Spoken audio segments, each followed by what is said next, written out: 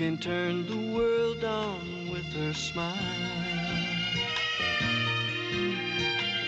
who can take a nothing day and suddenly make it all seem worthwhile. Well, it's you, girl, and you should know it.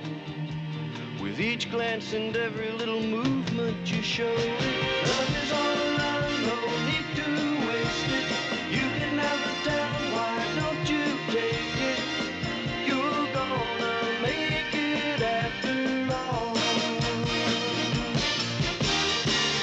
You're gonna make it after all.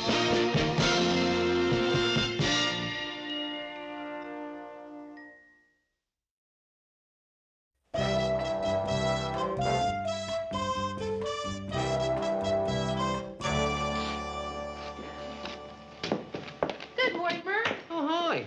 And to brighten your day, I've just placed on your desk 2 humorous fillers, one of which will be loused up by Ted on the 6 o'clock news. Oh, thank you, Murray. They're my favorite part. Uh-huh.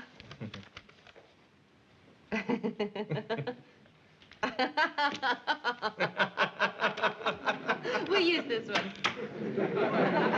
What's the matter with that one? I don't know, Murray. I just don't believe it. I mean, in the first place, how would you get an elephant into an elevator? And in the second place, I just don't believe a real nun would carry a whip. Hi, Mary. Morning. Murray, what do you like on Sunday? The Rams or Denver? What's the point spread? Well, my bookie's got the Rams a 14-point favorite.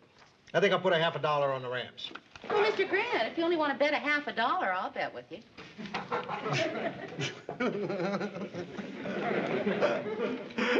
Mary, when I say $50, I don't mean 50 cents. That's just betting slang. You see, with real gamblers, $1 means $100. A nickel is 500, and a dime is 1,000. You understand? Not only do I understand, Mr. Grant, I think it's adorable. Anyway, what do you think about the Rams? Well, that's a lot of points, but they really played great in the preseason games. Yeah, I'm gonna go with the Rams. Hey, football chatter, huh? I love it when you guys do this. Now, what about Washington and the Giants? Can I play too? What? Please, haven't you noticed we've been hanging around the newsroom every time you guys talk about this stuff? You noticed him? No. I've trained myself not to see him. Well, I've been waiting for you to say, come on, Ted, talk football with us. Dad, is there something else you can do? Yeah, that's just the point. Nobody seems to care. I have nothing to do. Never have anything to do. I'm in here at 9 o'clock, punctual as a church mouse. Quiet as a church mouse. Well, I'm not noisy either. Ted, I'm figuring out how to bet real money. I gotta concentrate. Please, let me be part of this. Ted! All right, Lou, even if you won't let me, I just want you to know I'm grateful for the few minutes you've already given me. Thanks, Thanks, Murray. Now I'll go stare at my wall. All right, you can stay. So I go with Washington, but I gotta give 16 points. Gotta give 16 points. What does it mean to give 16 points? Excuse me, Lou. I think I'll go stare at Ted's wall. Murray. Oh, Lou, let him go. You'll see. I'm much better to play football betting with. Just tell me, what does it mean to give 16 points? You wouldn't understand, Ted. Why wouldn't I understand, Lou? Because I'm too dumb. Is that what you think? Yes. Well, you're wrong, Lou. People have been making that mistake about me all my life, even as a kid. The other kids wouldn't let me play games with them because they think I wouldn't understand the rules. So they wouldn't let me play Monopoly with them or chess or hide-and-go-seek. Well, I'm tired of people thinking I'm dumb. I'm not dumb. I know how to play hide-and-go-seek. I know how to play chess, too, except for those pieces that look like horses. I'm not dumb, and I don't like people treating me like I am. All right, I'll explain it to you. Thanks. All right. Now, this is the betting line I get from my bookie every week. Go slow. I want to understand this. Yeah. It tells you what team is favored and by how many points. Now, in the Washington Giants game, Washington is favored by 16 points. Uh-huh. All right, so say you bet Washington. That means if Washington wins by more than 16 points, you win. Aha. But if they win by less than 16 points, you lose. Aha, aha. You understand? No.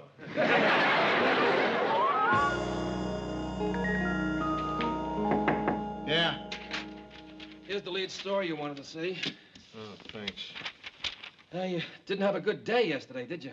I lost all 3 games. I never should have bet Washington. A little voice in the back of my head kept saying, don't bet Washington, don't bet Washington. So why did you bet Washington? Because a voice in front of my head said, dummy, you gonna listen to a voice in your head? Yeah, we had an unlucky day, didn't we? What do you mean, we? No, you know how I love to gamble, but since I promised Marie I wouldn't, I get my kicks watching you. I mean, when you win, I'm happy. And when you lose, I'm twice as happy because it wasn't me. Hi, Lou. Lost $150 yesterday, didn't you? Yes, Ted. Murray, who do you like next Sunday, Denver or Pittsburgh? Well, I won $180. You want $180 on football? That's right. Bet 6 games at $90 a game, won 4, lost 2. See, here are my bets. You bet all these teams? Of course.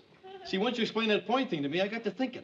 They're all professional teams, right? I mean, anything can happen in football, so I invented this system. I bet the underdog in every game the bookie gave 11 points or more. Very scientific system. Well, why did you pick 11? It's my lucky number. You're telling us that you actually gambled all that money yesterday? That's right. Who'd you bet with? Myself? Yourself. Sure, I just put it on paper.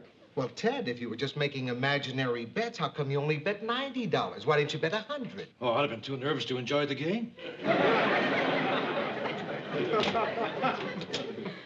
Mary, could you come in here for a minute? That's a great idea, Ted betting with himself. And if he doesn't pay, he can hire someone to beat himself up. Yes, Mr. Grant. Look, Mary, could you do a personal favor for me and cash this check for me at the bank? I kind of took a beating in the football games yesterday, and I got to pay the guy this afternoon. Yeah, sure. Yeah. Mr. Grant, you know, I'm kind of curious about something. Mm-hmm. Why do you gamble? What do you mean? Well, look, I'm not going to say the obvious things that people always say, you know, about how only suckers gamble. How you can't possibly win because the odds are stacked against you. How gambling is really another form of addiction. Because I'm sure an intelligent person like you must have a very good and compelling reason to do it. And I'm sure that once I hear it, I'll say to myself, well, you silly goose, why didn't you think of that yourself? Look, Mary, if you don't want to go to the bank for me, just say so. No, I didn't say that. I just wondered why you gamble. You know, I just really like to know. All right. You want to know why I gamble? I'll tell you. Because it's fun. Look, I can get anybody to go to the bank for No, me. Mr. Grant, I didn't say I wouldn't go. I just wondered why you put yourself through this agony week after week. Because I'm having a good time.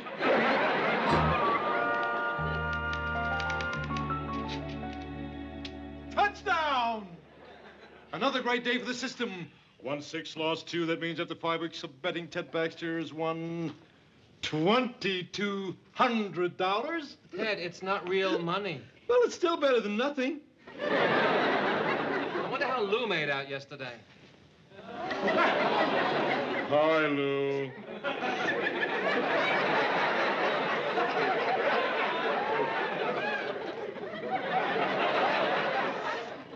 All right, Ted. Let's get something straight. I don't want to hear about the system. I don't want to hear how much the system bet. I don't want to hear how much the system won. In fact, I don't want to hear anything at all about you and your dumb paper bets. Is that clear? Sure, Lou. Anything you say. Lou doesn't want to hear that the system's ahead $2,200. That's okay with me. Listen, Ted. If you're so sure of this dumb system of yours, why don't you put some real money on it? Well, it so happens I've been thinking of betting some real money. You're going to bet some real money? That's all right. I just may do so this week. Okay, Ted, I'm going to call my bookie right now. And if he's open for business... Hello, Al? Lou Grant. Yeah, Listen, I got a friend of mine here, and he'd like a little action. Yeah, his name is Ted Baxter. And here he is. Hello, Al. Can you talk? Hey, are you really a bookie? Gee, I never talked to a real crook before. Hello, he wants to talk to you again. Yeah? No, it's not a joke. Oh, again, it's me again, Al. Listen, you got the line in front of you? Well, I want you to do me a favor. How many games are there with an 11-point spread? 7 games, huh? No, I don't have to know who's playing. Listen, here's what you can do for me. I want to bet $1 on the underdog of each of those games. Right? Okay. Right, nice doing business with you, Al. You satisfied? Yeah, Ted, I'm satisfied. Okay, Fred. Ted, wasn't that an awful lot of money to bet? Oh, sure, but what the heck? I can afford to risk $7. Oh, wait, Ted. There's something I think you don't know. See, as Mr. Grant explained it to me, bookies have their own kind of language, you know, and when you say you want to bet a nickel, that means $500. When you say you want to bet a dime, that means $1,000, and when you say $1, that's $10,000!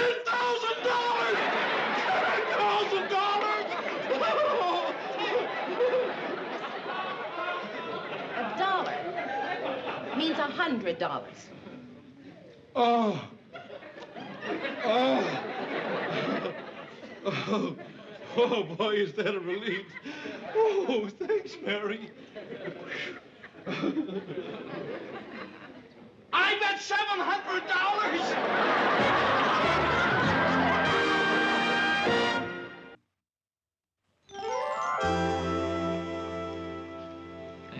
Can you believe it? Ted made $500 on that dumb system of his. He won 6 out of 7 of his bets yesterday. 6 out of 7 bets. Yeah. What did he say about the one he lost? He took it very well. He just looked up to heaven and said, "That's okay. Nobody's perfect." Mr. Grant, have you gone over the budget the station manager was supposed to have it Friday? Soon, Mary, soon.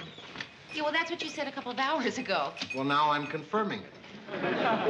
Hey, look, guys. I just put Al the bookie in that bar you sent me to. He paid me off in $100 bills. He calls them Benjis. Get it? For Benjamin Franklin? 5 new crisp Benjis. I've already made my bets for next week. What are you going to do, Lou? I don't know, Ted. Come in with me, Lou. We'll be partners in the system. Ted, will you leave me alone? You're prejudiced, Lou. You know what? That's what you are. I mean, if Murray thought of the system, or Mary thought of the system, or Malcolm Greblev thought of the system, you'd be thrilled to go in on it. Malcolm Glebler, who's that? A total stranger.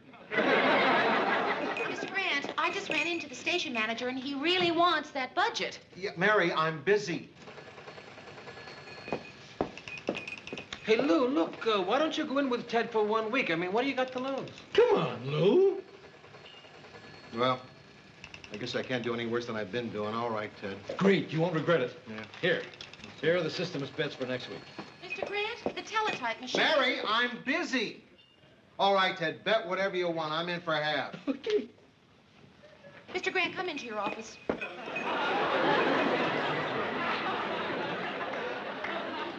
Sit down, please. This better be important. Do you know you're a wizard? Was that it? I mean it, really. Only a wizard could make me feel that I am intruding because I want to discuss news in the newsroom. No, Mary, you're not intruding at all. Mr. Grant, these bets are becoming an obsession with you. And I realize it's none of my business, except that it's getting really hard to get any work done around here. Are you jingling? What? Are you wearing bells on any part of your body? I have them on my belt. And that's all I am going to discuss about it, Mr. Grant, because that's a tactic of yours to try to change the subject and make me feel awkward about something ridiculous. Like bells, Mary? Mr. Grant, I apologize. look, I don't Now, think you're that... absolutely right in everything you said or will say. Now, is there anything you'd like to add to that? Mr. Grant, I came in here to have a serious discussion. Mary, I've already made your point for you. You don't want to belabor this, do you? I'm wrong. Okay. I accept your apology. We all accept your apology. We all? Dancer, Prancer, all the gang.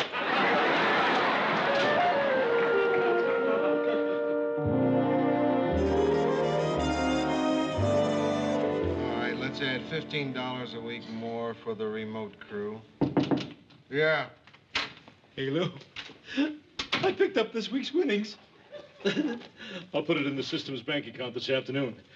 2 Benjis, 1 Ulysses, 3 Alexanders, and 4 ABs.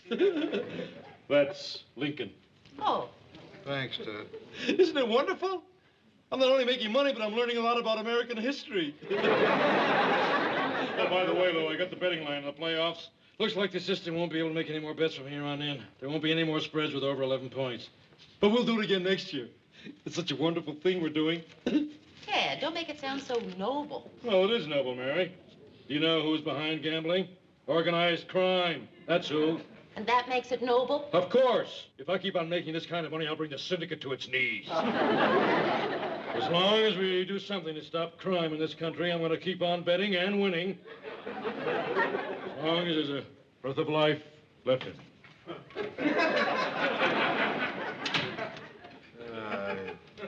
My bookie's not part of any mob. He's a men's room attendant. When he loses, he just cuts down on supplies. So all Ted's doing is just driving a lot of men out into the streets with wet hands.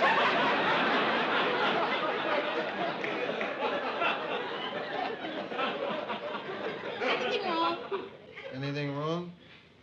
I'm not sure. If you're not sure, there's probably something wrong. I don't know. Suddenly I just feel a little depressed.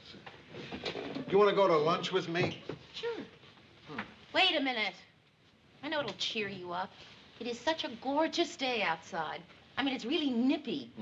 What do you say, instead of going to some stuffy restaurant, you and I go over to the rink, rent a couple of skates, and skate the lunch hour away?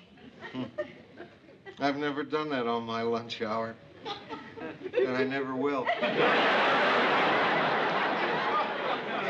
The stuffy... Right.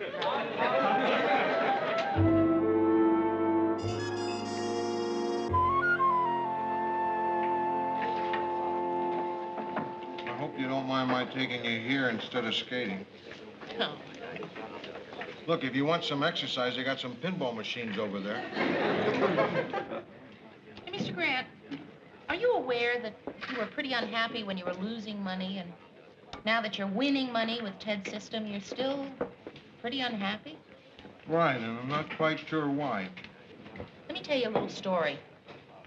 Maybe it's a good analogy. Maybe it isn't. Maybe it'll make you feel better. Maybe it won't.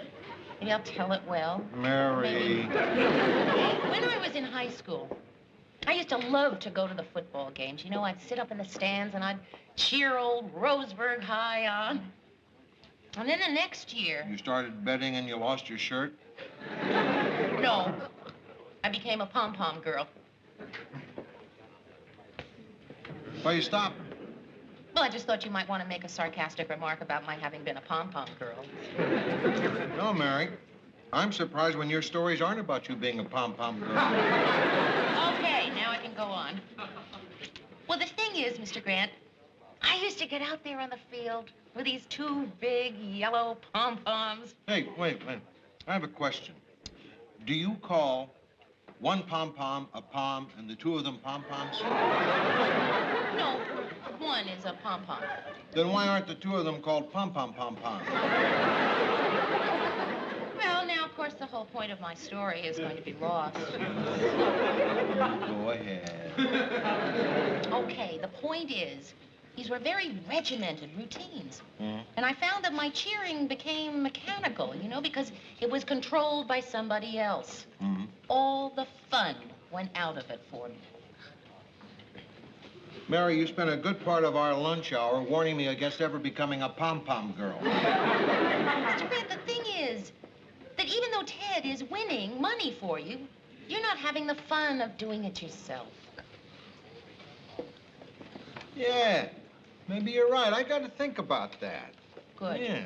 Listen, I got to get back to the office. I have to make up tonight's lineup. All right, you go ahead. I want to talk to a guy here. Hey, Al. Wait a minute. You got dessert coming. What do they have? You got a choice, ice cream or a cigar. Pass. All right, Hiya, Lou. sit down. Say, Lou, could you do me a favor? What? From now on, could you pick up your winnings instead of that guy Baxter? Every time I pay him off, he giggles. I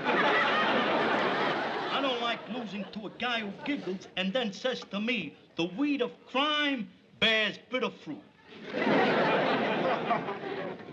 Al, he thinks you're a part of the mob. What's that about the mob, Lou? I'm not in the mob, I'm in the John. So what are you doing with all that money you're winning? Well, at this moment, it's in the bank. Gee, with the state the economy is in, you're taking a big gamble. A beautiful spiral being held up by the wind. Fair catch, Jones at his own 39. And there's the 2-minute warning. There's a 2-minute warning. Looks like that's the ball game, Lou. What are you talking about? They're only 12 points behind. They still got a chance. Anything can happen. Well, I agree with Andy. I think the game's over. Thanks for inviting us over, Mary. It was a wonderful brunch. Oh, thank you. I couldn't have enjoyed the football game more if I'd understood it. I'll just get ready, Teddy. He hates it when I rhyme something with his name. Sometimes I say, steady, Teddy. Or how's your cousin Eddie, Teddy? But the one he hates most is, have some spaghetti, Teddy. She only does that because she knows I can't get back at her. I mean, nothing rhymes with Georgette. You bet.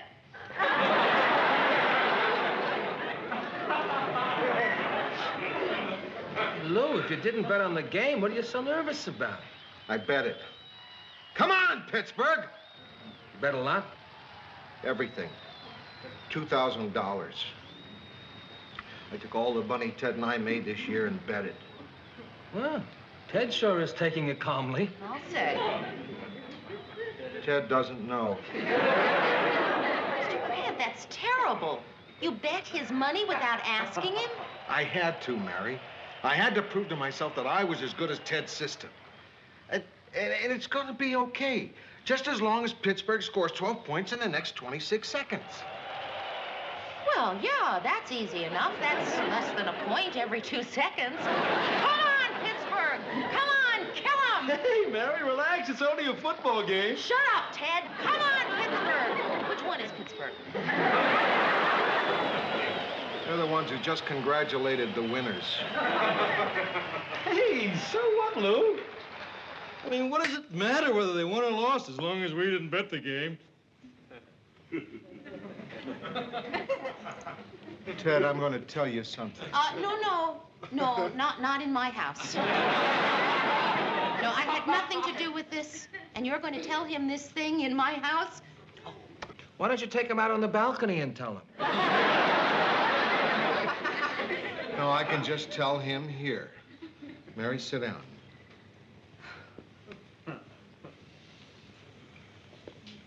Ted. Yeah, Lou? That $2,000 we made on football this year, I bet it all on the Super Bowl and we lost, and it's as simple as that.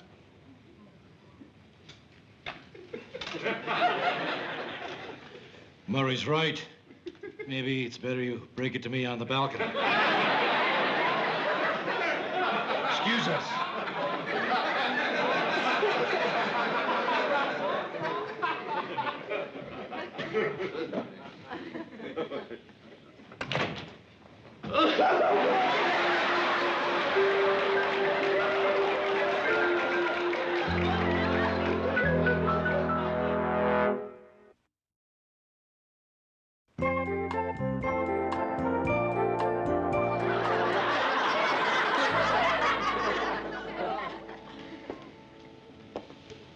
How long do you think you'll stay out there, Georgette?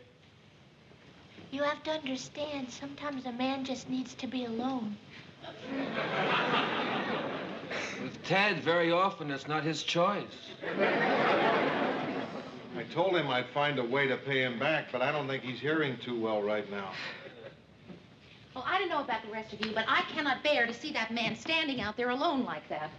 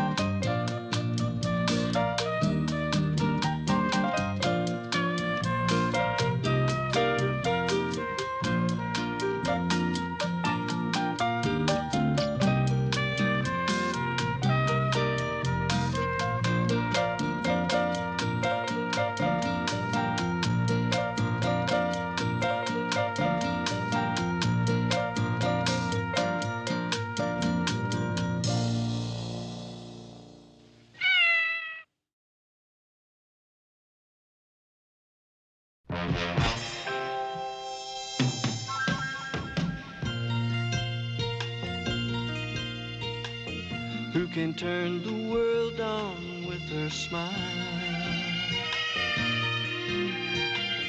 Who can take a nothing day and suddenly make it all seem worthwhile? Well, it's you, girl, and you should know it. With each glance and every little movement you show it. Love is all around, no need to waste it. You can never tell, why don't you take it? You're gonna make it after all. You're gonna make it after all.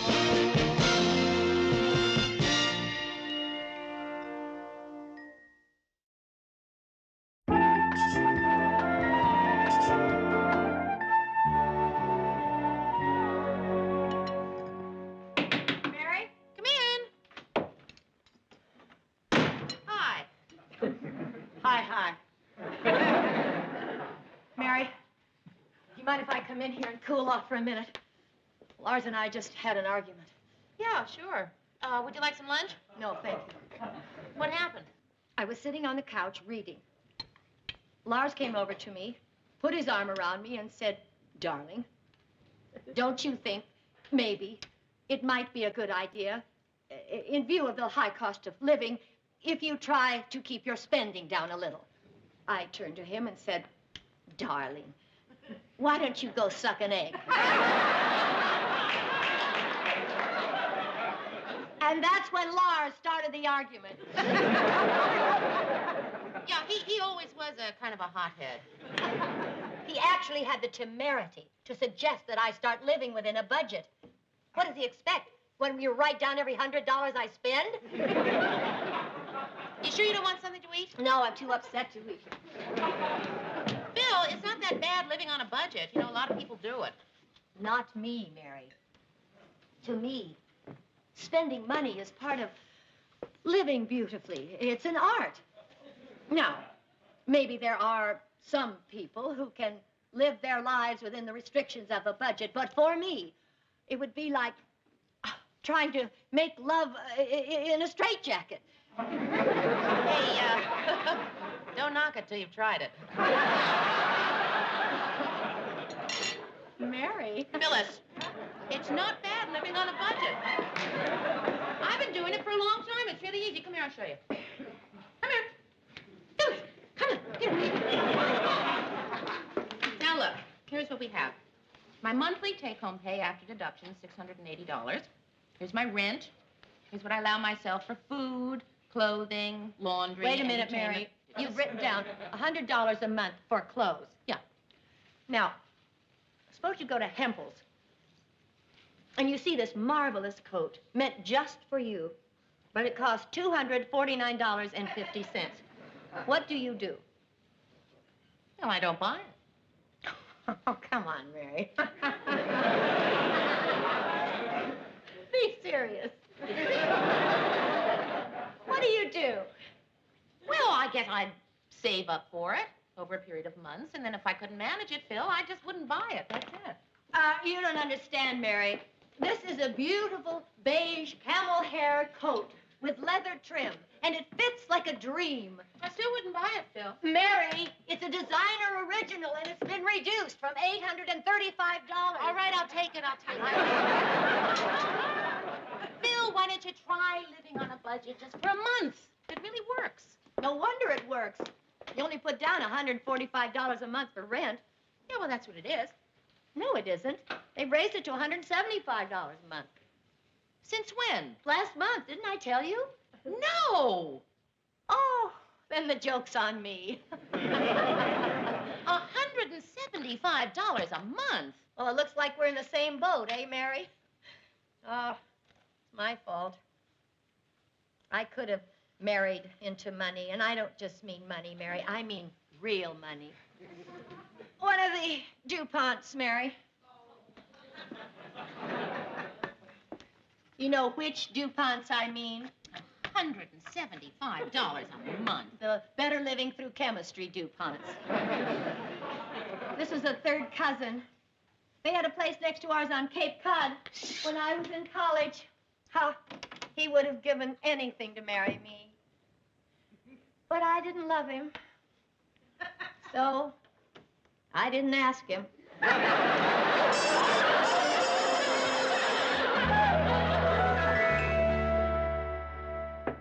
Come in. Mr. Grant, could I see you for a minute? Sure. What's up? Well, Mr. Grant, last month when you made me a producer, you gave me a $20 a week raise, and... Right. Well, I suppose if I came in now and asked for another raise, you'd tell me to go jump in the lake, right? Not necessarily. I mean, I might tell you to go jump in the lake. On the other hand, I just might give it to you. There's only one way for you to find out, Mary, and that's to ask.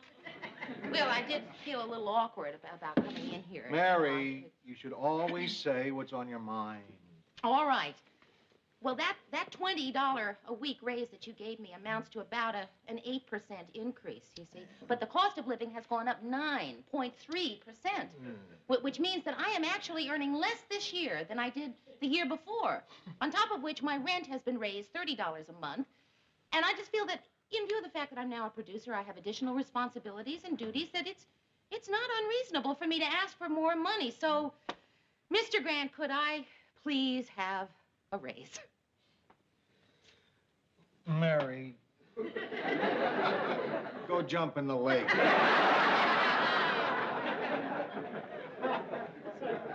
Look, we're over budget as it is. Maybe in a couple of months, maybe the cost of living will go down, you know? Maybe you'll come up with better reasons.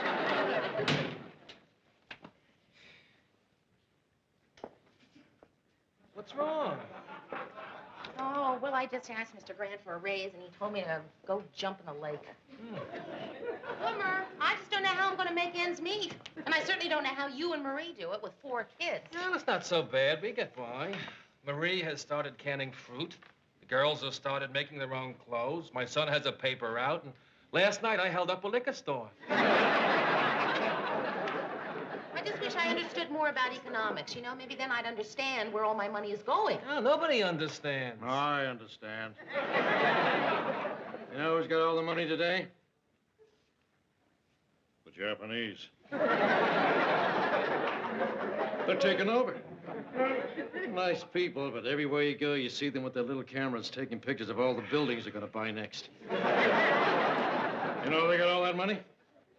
While we were busy fighting World War II, they stayed home and made millions. Come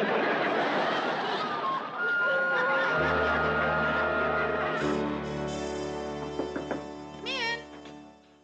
Hi, Aunt Mary. Hi, Bess. Is it all right if I visit? Lars and Phyllis are having a fight, and they asked me to leave so it wouldn't scar my childhood. Yeah, sure. Can I get you something? No, thanks. I don't think this fight can last long. Why do you say that?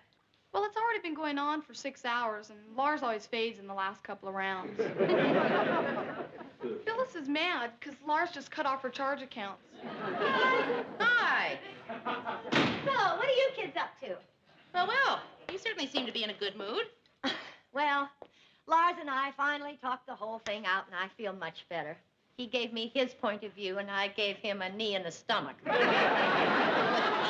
You did. No, I didn't. I love him too much for that. but I pictured doing it. Even that made me feel better. Mary, I can't believe it. We're broke. Phyllis, come on, how can you be broke? What about your stocks, your investments? Stocks were all bought on Borders. Margin. Margin. Our Walt Disney stock is down to 25. Isn't that a comment in our society? Disney, down to 25. Disney, who's given us Mickey Mouse, Bambi, Donald Duck, Huey, Dewey, and Louie. Helen Hayes. Our Polaroid went from 88 to 14 in 6 months. Well, what do they expect, the dummies? Getting that Sir Laurence Olivier to do those commercials, they could have saved a fortune, gotten Durward Kirby. Come on, Bess. Phyllis, you can't possibly be broke. I mean, look, Lawrence still has his practice. Business has been terrible lately. In a recession, dermatologists are the first ones to get hit. People need brain surgery, no matter how trivial. They find the money somehow. But if people get a rash, they just scratch till times get better.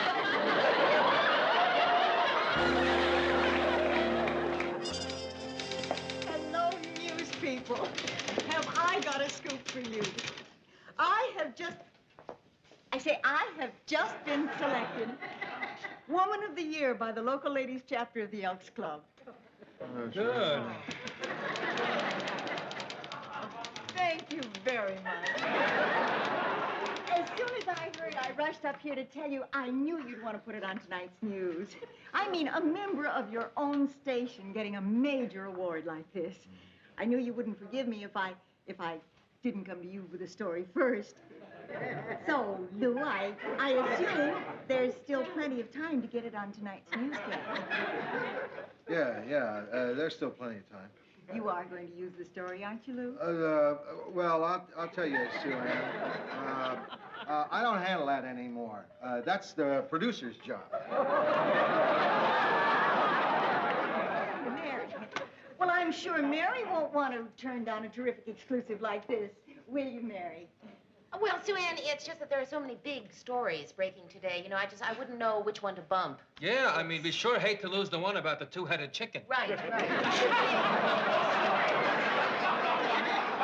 I understand. You probably need more time to think about it. Right. Time to think. Of course, there's no hurry. I don't want you to feel you're under any pressure whatsoever. You take all the time you want. I won't come back until I finish what I'm cooking. Minute rice.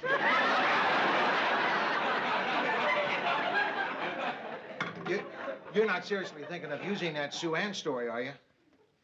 Well, I don't know, Mr. Grant. It is my decision, isn't it? This is a news show, Mary, and I don't want any publicity puffs on it, and I don't care who they're for. And I want you to tell Sue Ann, if she ever comes around here again asking for a silly plug like that, I'm going to throw her out of the office. Well, why didn't you tell her that yourself? I'm scared of her. Mary? Hi, Phil. Sorry to bust in like this, but I had to tell you. Murray, you'll be interested in this. I, Phyllis Lindstrom, have decided to get a job. Phyllis, that's sensational news. Yeah, but somehow I don't think it's going to bump the two-headed chicken either. Aren't you impressed, Murray? Well, sure I am, Phyllis, but you've had jobs before. Ah, but that was different. That was in order to make better use of my God-given talents, to fulfill myself as a human being. Now, all I want is the bread. So, here I am out looking for work. Lou, I just wondered, are there any jobs open on your show? I'll take anything. I don't care how low or menial it is. How about Mary's old job? Phil, Mary has Mary's old job. Listen, what about that real estate office you worked in last year? Why don't you go back there? People don't buy houses in a recession, Mary. The Lakeview Real Estate Agency is a Japanese restaurant.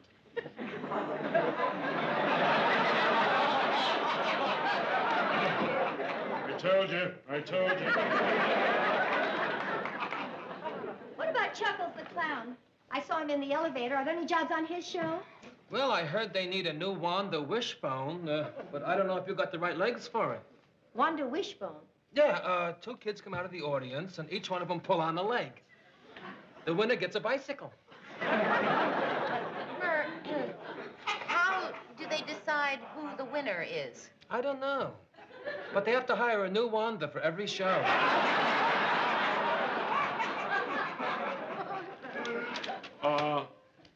Mary, can I see you a second?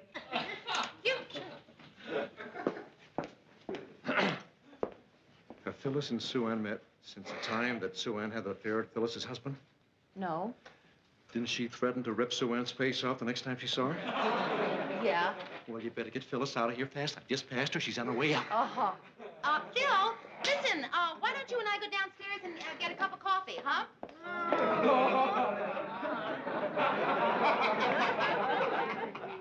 Sue Ann. Phyllis.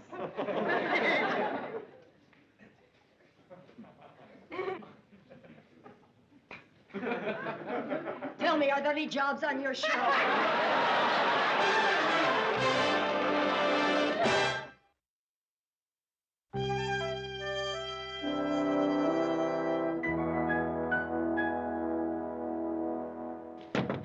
Come in. Please, have a seat. I'm Helen Farrell. Oh, you're a woman. That's right. I'm so glad. I was afraid you might be a man.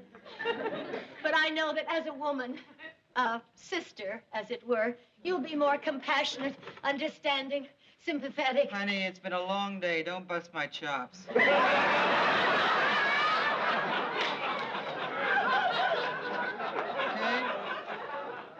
Full name. Phyllis Lindstrom. What sort of job you looking for? Well, something interesting. A position of authority that pays extremely well, but would still leave me plenty of free time. Have you considered running for vice president?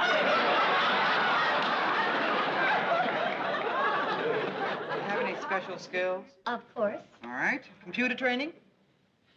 No. Typing? No. Shorthand? No. Can you operate a switchboard? No.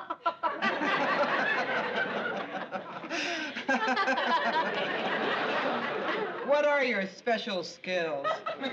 Well, I have an uncanny knack of choosing the right wine for dinner. That certainly narrows things down. Well, why don't we take a look and see what we've got, Mrs. Lindstrom? Okay. Oh, here's one. It must have come in while I was out to lunch. Bright, charming, intelligent woman for assistant to president of public relations firm. No experience necessary. Expense account plus $15,000 a year. Oh, that's wonderful. Mr. Greshner, I have a bright, charming, intelligent woman who'd like to apply for that job. Oh, good.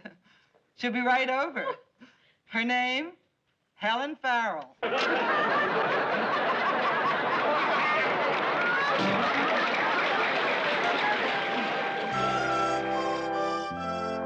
Well, that's terrific, Sue Ann. You being voted Woman of the Year. Thank you, Ted. Mayor, I sure hope we're doing a story on Sue Ann's award.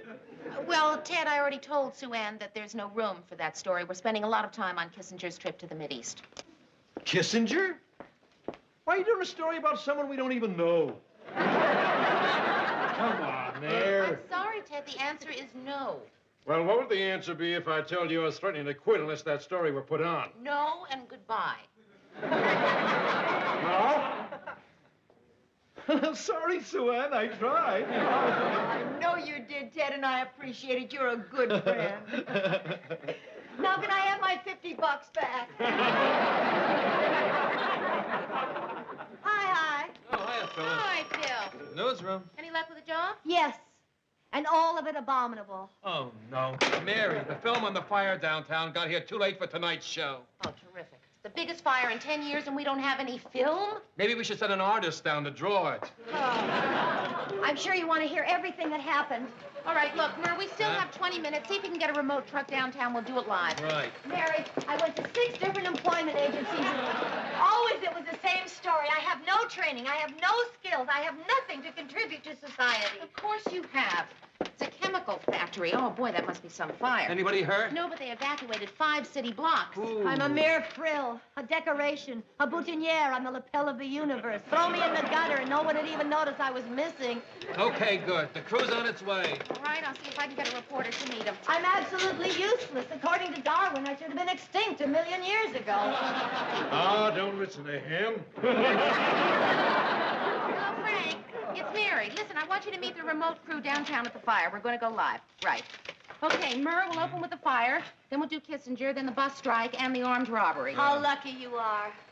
Insulated from reality here in the fantasy world of television.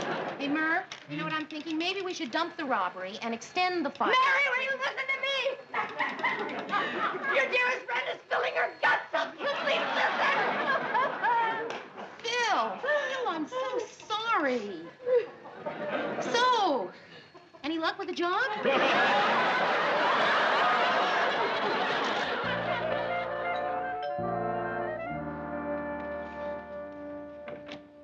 Hi, Aunt Mary. Hi, Bess. Is your mother home? She just woke up. Oh, I haven't seen her in a couple of days. I just wondered how she was. Did she get a job? No, and she's really been trying hard, too. Oh, that's too bad. Yeah. She was offered one job, a receptionist at a funeral home. But she said she'd starve before she'd wear black every day. I gotta go to the library. See ya. Bye-bye.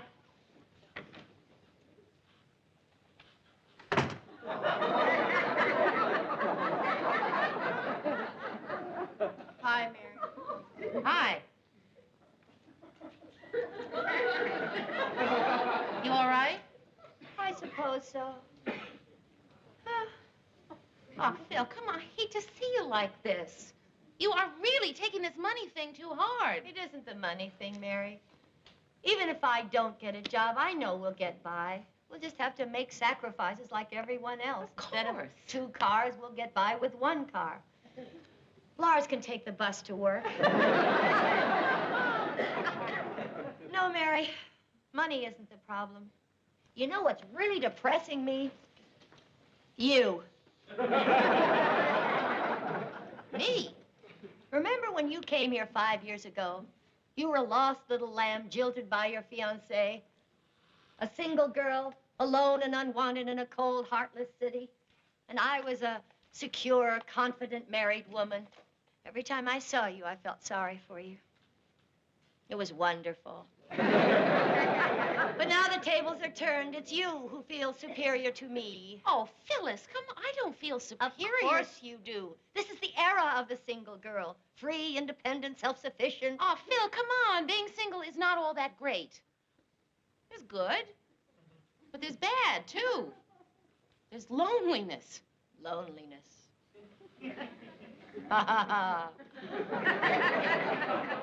You don't know what loneliness is till you get into bed with Lars. Phil,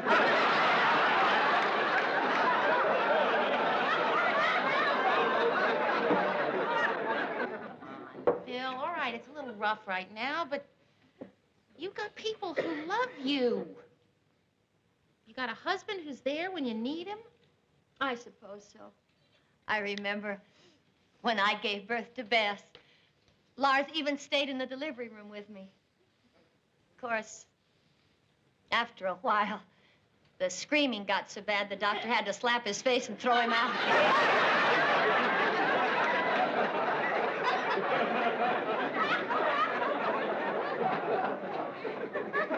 But admit it, Mary. You wouldn't dream of trading your life for mine. You've got a terrific life.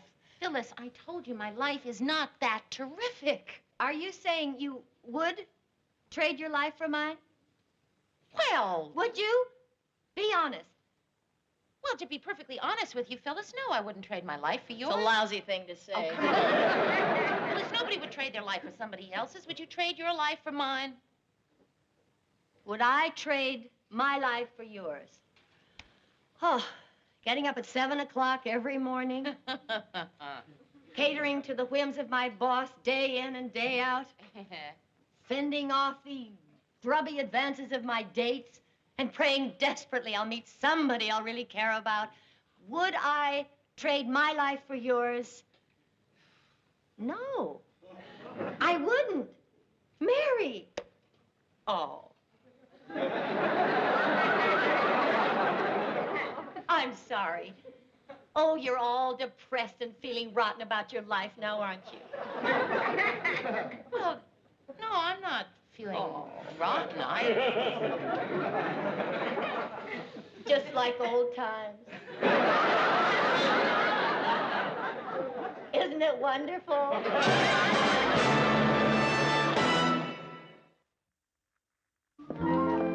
Did you hear any more from Lou about your raise? No, and to tell you the truth, I'm a little afraid to ask again. Afraid? Well, I suppose you're not. That's right, that's right. In fact, I've been thinking of going in there and asking Lou for a cost of living increase myself. Well, why don't you go in there and do that? All right. And I'm going to get that raise, too.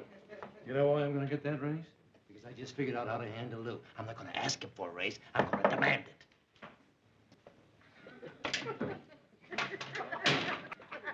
Okay, Mayor, heads or tails? What are we deciding? Which end Ted will land on when Lou throws him out of the office? Thanks, Lou. Nice doing business with you. Like putty in my hands.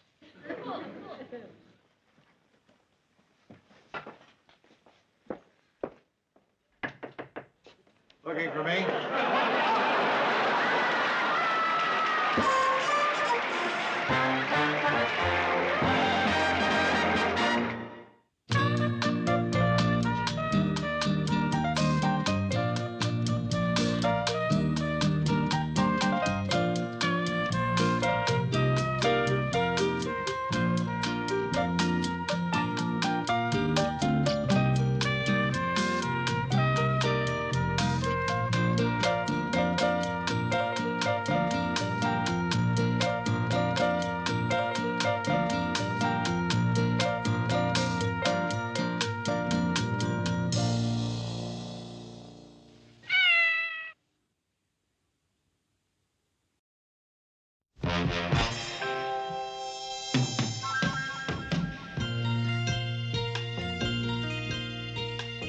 Who can turn the world on with her smile? Who can take a nothing day and suddenly make it all seem worthwhile? Well, it's you, girl, and you should know it. With each glance and every little movement you show it. Love is all around, no need to waste it. You can never tell, why don't you take it? You're gonna make it after all. You're gonna make it after all.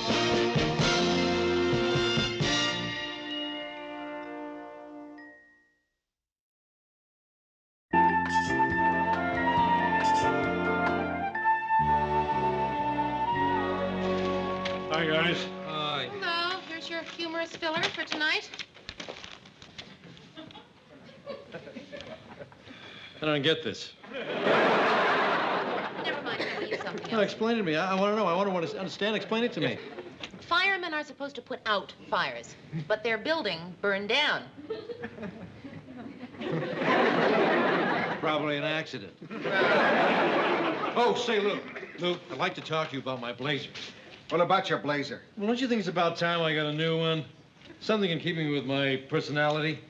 Oh, sure, Ted. How about a white canvas one with long sleeves that buckle behind your back? See, if you want anything around here, all you have to do is ask for it. Seems like a good day to stay out of Lou's way. Right. Mary?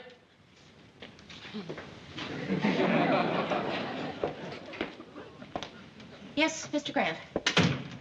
I called you in here because I wanted to apologize for snarling at Ted. Tell Ted I'm sorry. Well, why didn't you tell him? I'm not that sorry. No, it's just that I'm in a lousy mood today. I was reading the paper this morning and saw something about a friend of mine in Detroit. That really made me mad. He was doing an article on some mobster, and somebody took a shot at him. Oh, gee, that's terrible. Yeah, why couldn't it have been me they shot at? Nobody ever shoots at me. There was a time when I was out there digging for news, too. I was one heck of a reporter. I was really good. Made Time magazine. Under press. Detroit's Grant. A taste for booze, a nose for news. Well, listen, what you do here is pretty important, too, you know. Yeah, all we do around here is just rip the news out of a wire service machine. In those days, I used to go out and get it for myself. I bet you were some reporter, too. You want to see something? You know what this is? Well, it looks like an old, dusty, broken-down typewriter. Yeah, but it's not just any old, dirty, broken-down, dusty typewriter. This is my grandfather's typewriter. Was he a newsman, too? No, a pharmacist. He banged out a lot of pill labels on this baby. I banged out a lot of exclusives on it, too. I ever tell you about the time they threatened to kill me? Really? I was working in Chicago. I was doing a story on racketeers in the nightclub business. And these two gorillas came up to me, and they said, Grant, drop this story, or tonight you'll be sleeping with the fishes. What'd you do? I dropped the story. I didn't want to sleep with no fishes. Yeah? Yeah, I know. I printed the story. Boy, those were great days. I really felt I was doing something useful, something worthwhile. Now look at me. The only thing I got to do around here is pick out new blazers for Ted. Well, Mr. Grant, if you miss reporting so much, why don't you do some? I mean, now that I'm producer of the news, you've got some spare time. Why don't you take advantage of it? I'm just like this old typewriter here. My keys stick. My ribbons all faded. My insides are clogged with gook. Oh, Mr. Grant, that's not true. A little oil, new ribbon, a couple of screws tightened, you'll both be good as new. Well, you'll be uncovering so much crime and corruption, your life won't be worth a plug nickel. You really think so?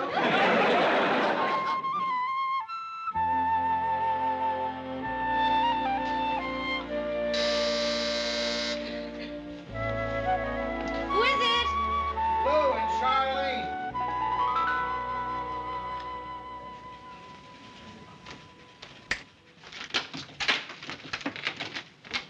Ta-da! Oh, Mary. Hi. Have you been sleeping? No. I must have just dozed off while lying in bed.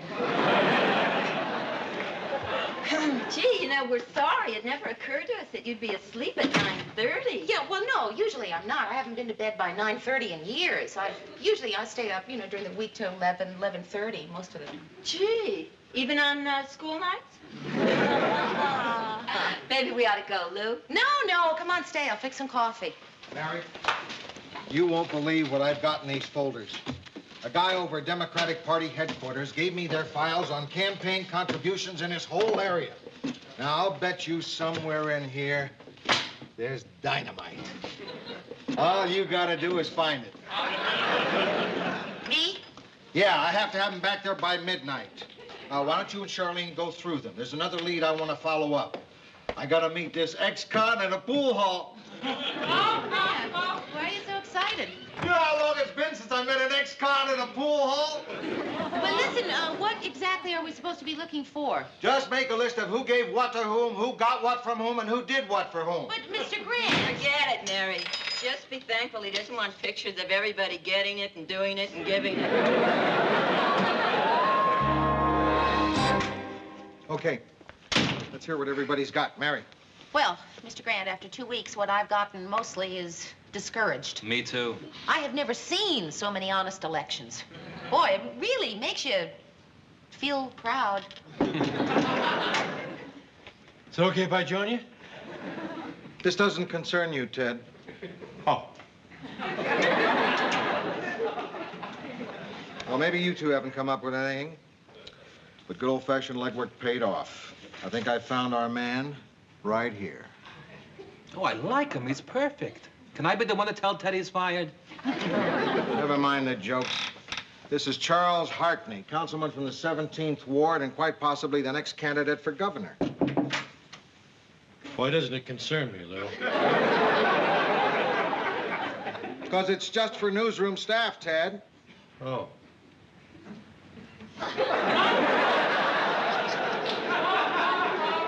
Now, I did a lot of research, and this guy strikes me as the kind of subject we're looking for. Well,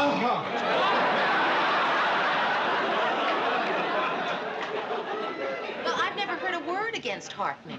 And he's got an honest face. Oh, I know that sounds dumb. I mean, you can't tell a crook by his face, but this guy looks like, well, he's got the kind of face that people would look at and... What are you saying, Murray? I voted for him. So did a lot of people. And I'll admit his record looks clean. But I've heard a couple of rumors. I'm newsroom staff, so this does concern me. Mind like a steel trap. Are you guys planning a surprise party for me? Ted, will you please get out of here? Hey, I know that guy. Harkness Hartley or something. He's a politician. Should we invite him to the party? Oh, no, you don't, Mary. You can't fool me. I don't know Hartley. Ted, believe me, what we're doing here really doesn't concern you. Yes, it does concern me, Lou. I want to know what's going on, or I tell. Tell who? Him. Tell him what? Why should I tell you? All right. If you want to stay, stay. But this is top secret, so you be quiet.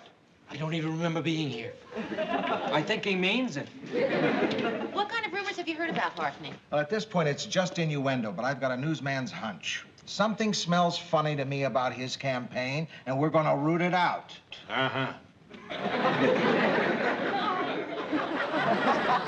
We're going to dig deep. And the first thing that means is that we're subject to counterattack. We've got to be clean. So if any of us has anything in his background that could compromise our investigation, I want to know about it now. Not me. Murray. Well, Lou, when I was in college, I belonged to this organization and was arrested once during this demonstration.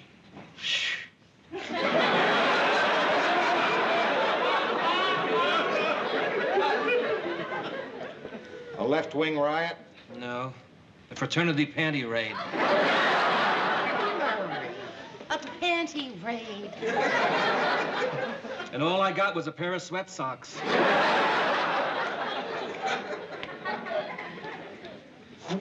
Lou, I'm pretty clean.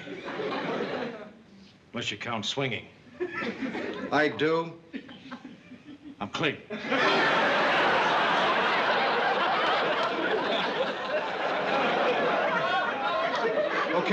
Okay. So we go get the facts. A full-scale investigation. Now, that'll mean long hours, hard work. And I want to warn you, this is a rough game. It could mean threats, intimidation, maybe even physical violence. Well, it's like you said, Lou. If it doesn't concern me, it doesn't concern me.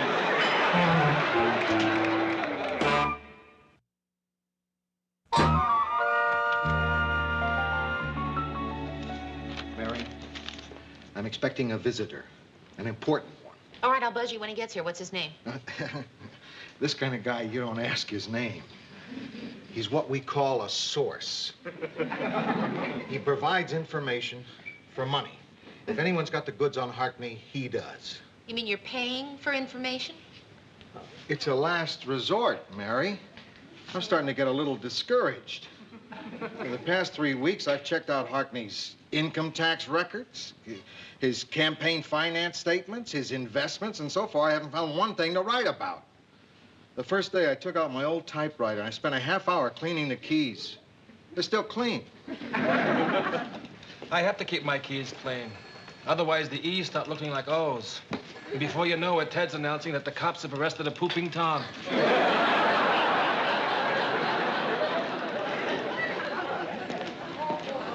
I'm looking for Lou Grant. My name is... That's all right. I don't have to know.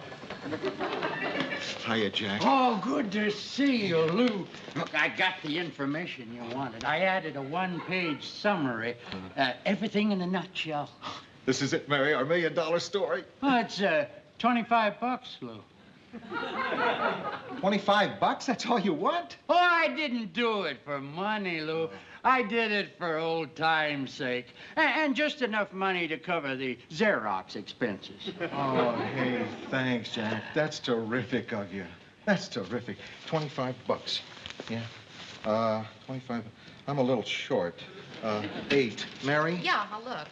You take a check? Oh, yeah, you've been out of the business a long time. 5. 5. That makes 13. 10. Have you got $12? Yes. Wait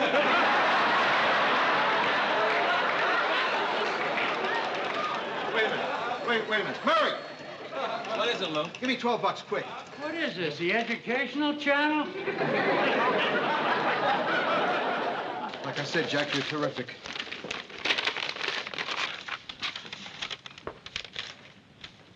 Mr. Grant, what? What is it? I kill myself investigating a politician. And who do I pick? A man who's totally honest. You want to hear the only black mark against this clown? Listen to this. In April 1965, he got a $2 parking ticket. His meter expired while he was delivering Easter baskets to an orphanage. Mr. Grant? Mary, I better be alone now. Believe me, you've never seen me like this, and I don't think anyone should.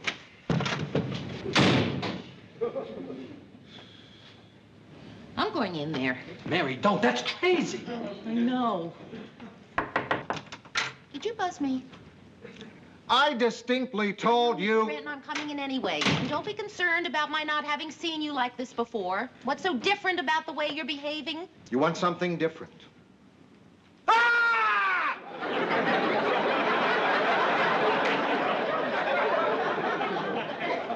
that certainly was new. Do you think that you're going to be wanting to do that again? No. I feel better. Well, I've heard that letting it out really helps some people relieve their tensions. I don't think I probably ever could because... Mary! Chatting fast is my way of screaming. What is it you want from me? You want to give me a little pep talk, huh, Mary? A little pep talk? Yes, I think I would like to do, yes. Well, I don't think a pep talk's going to help. I'll keep it short. Good. Cheer up. That's it? I really trimmed it down, Mr. Grant. Look, I just don't understand what's so awful that's happened. I killed myself working 3 weeks on a documentary I can't do, and you ask me what's happened that's so awful? Why can't you do the documentary? Because he's an honest man! Well, what's so wrong about doing a documentary about an honest man? Ah, Mary, that's stupid.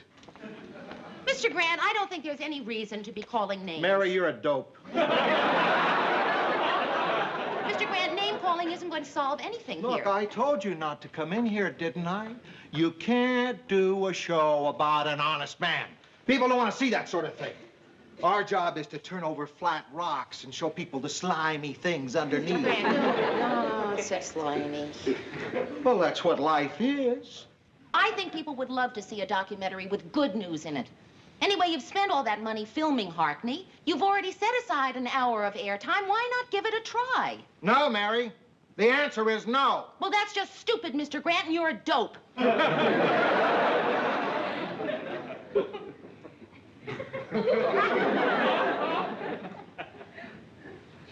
Okay, you talked me into it.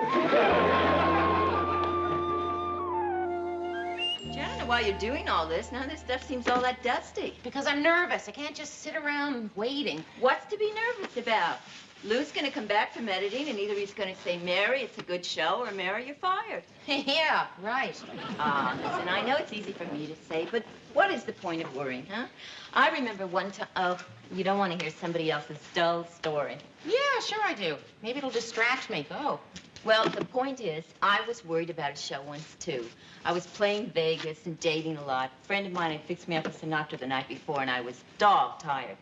My arrangements hadn't arrived, and I... Frank Sinatra? Yeah, and we'd been out late. My arrangements hadn't arrived, and... You went out with Frank Sinatra? Yeah, we'd been out late the night before. My arrangements hadn't arrived. You went out with Frank Sinatra? Yeah, he was playing there, too. Anyway, my arrangements hadn't arrived, and so I had no chance to rehearse. Blue Eyes? Yeah. What was he like? Nice guy. So anyway, my arrangements didn't arrive. I got 3 hours before Did you show... date him More than once? I don't remember. Anyway, there I was. The show's about to open. It's a sellout crowd. I have no arrangements, no rehearsal, and my conductor is fogged in an airport in San Francisco. You don't remember whether or not you dated Frank Sinatra more than once? I don't know. It must have been 10 years ago. Well, the point is, my worrying turned out to be for nothing. Hi. I think we can relax. It looks good. What? The show. Oh, Mr. Brand, that's wonderful. Wow. You gonna watch it with us tomorrow night? Yeah, I'd love to, but I gotta work. Oh, listen. There's a TV behind the bar. Why don't you both come and watch it with me? Well, fine with me, Mary. Yeah, sure. Oh, great. We'll bring the whole gang. Come on, I'll double park. Okay, terrific. See you then. Oh, and Mary, about Sinatra. Yeah. You know how some guys sort of get jealous about that sort of thing? Yeah. So please, don't say anything to Robert Redford.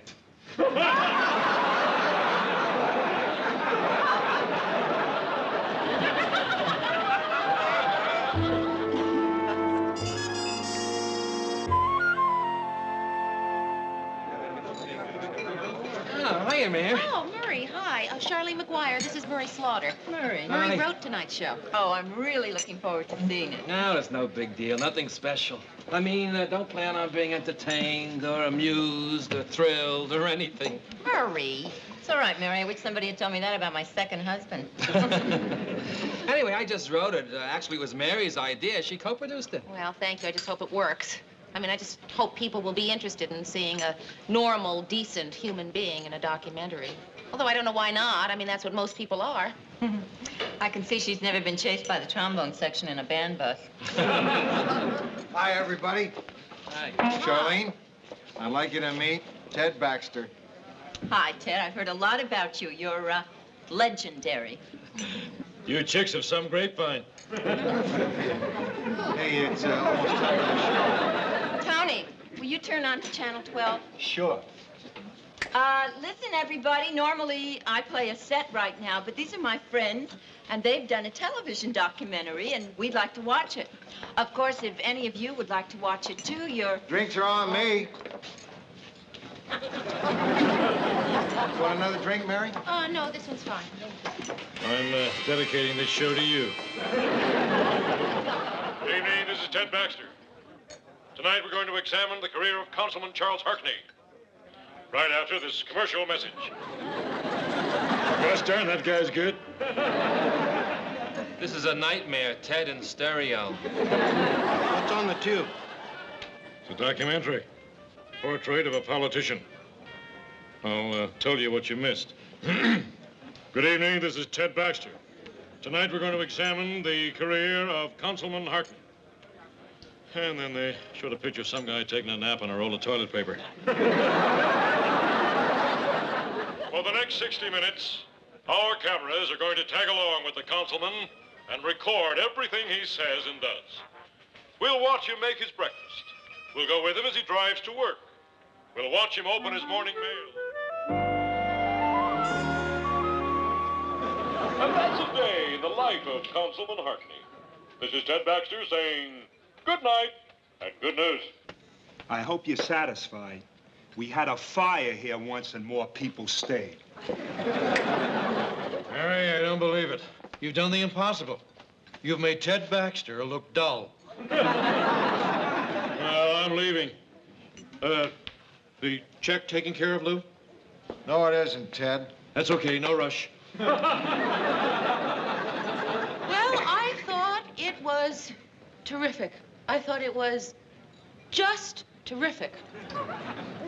In fact, I think it was more than terrific. I think it was terrific, and I am sure that everybody really loved that show. Really.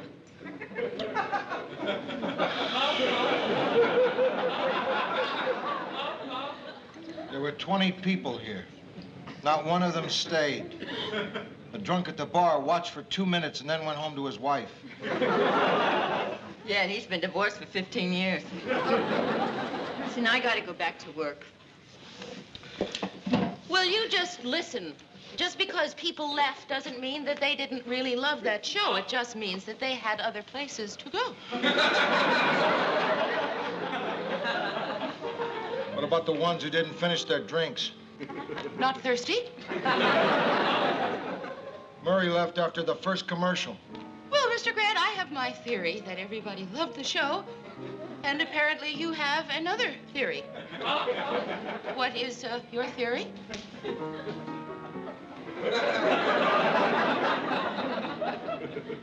My theory is that if we showed this documentary by satellite to the world, this would no longer be a crowded planet.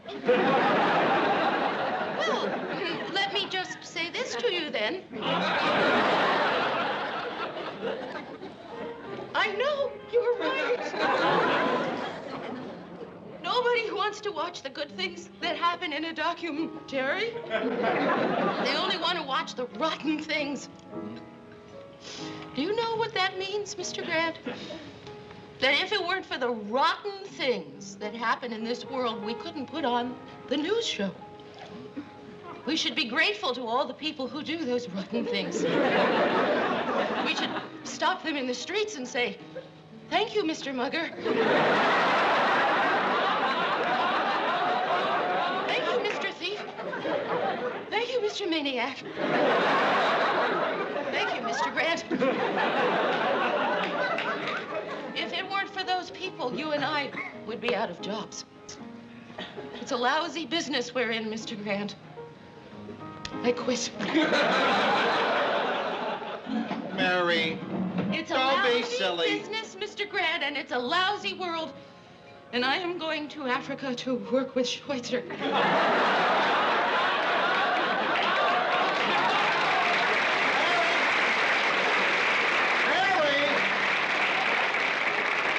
Albert Schweitzer is dead. Do you see what I mean, Mr. Lousy, lousy world.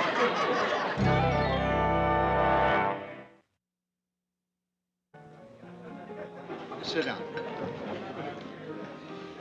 It wasn't such a bad idea you had. People probably do want to watch good news.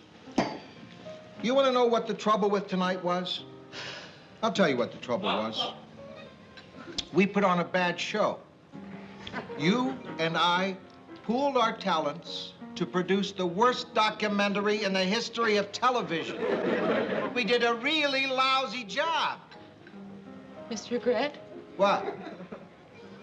Are you sure you're not just saying that to cheer me up?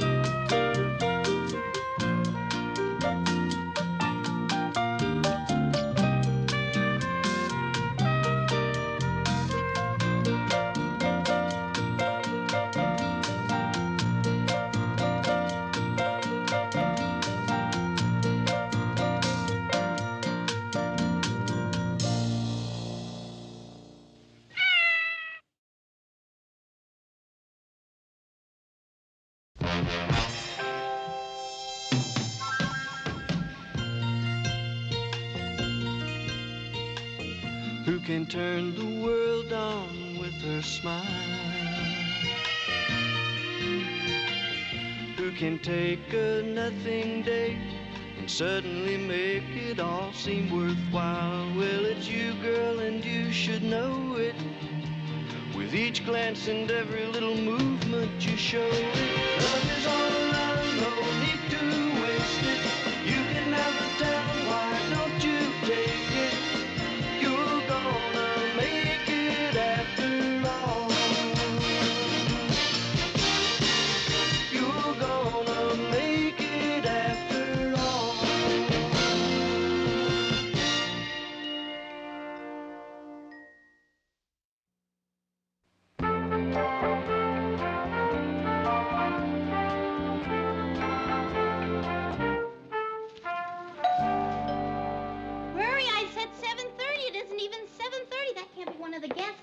not unless it's somebody who can't tell time. Happy 20th anniversary! Ted, we said 7:30. I know it, and it is 7:30 now. Hi, Murray. Hey, I'm not the first one to arrive, am I? Of course you're the first one to arrive, I can't Ted. stay then. I don't like being the first one at a party. Don't feel bad, Ted. We were hoping people would arrive early, really. Will you excuse me while I put my dress on? No, you want a drink, Ted? Okay. Where's Georgette? What makes you think I have to bring Georgette? We swinging singles aren't tied down to one person. That's the difference between us. You married guys are stuck with the same meal every night. But to me, dating is a smorgasbord. My problem is deciding who to bring. Little pickled herring, little lobster Newburg, little sweet and sour pork, or maybe just some good old American spaghetti. That goes with a meatball. Well, if you had your choice of so many, Ted, what are you doing here alone? Georgette's out of town.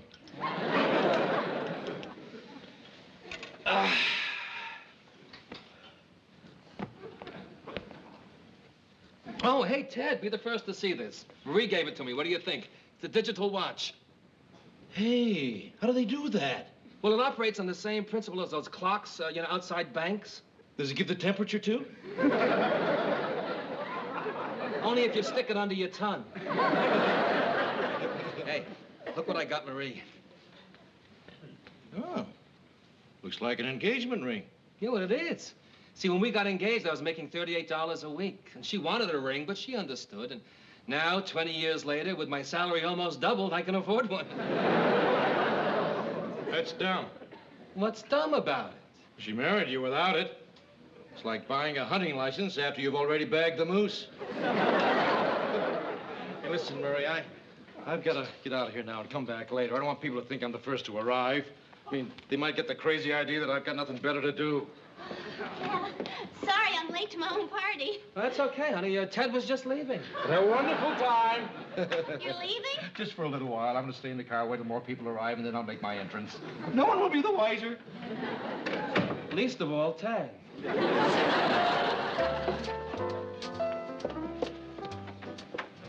Happy anniversary. Oh, Hilda. Oh, you weren't supposed to bring presents. I wrote on the invitation, no presents. Oh, everybody always says that. But you know everybody brings presents anyway. Where's Murray? Over there.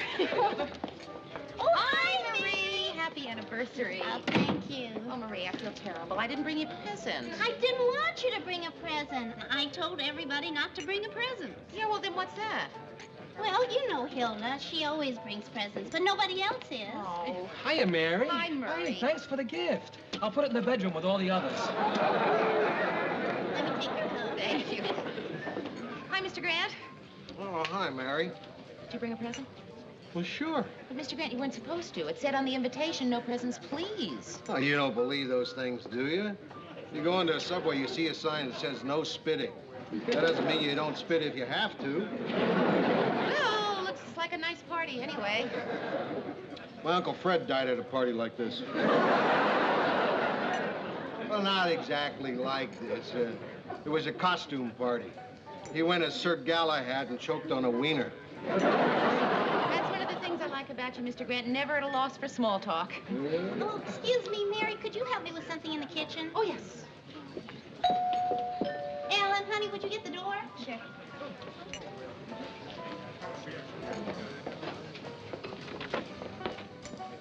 Hi, everybody.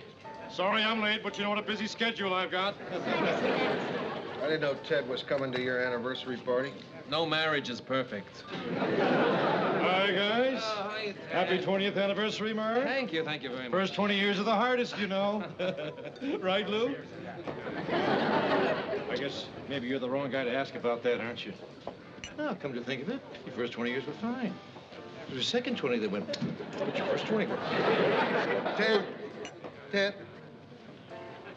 have a wiener. Thanks, Lou. I see you're alone tonight, Ted. No, I could have plenty of days if I wanted. Believe me, plenty. Just that this party was such short notice, chicks need time to prepare. Sure, Ted. Right, Ted. Well, they do. They wash their hair, for one thing.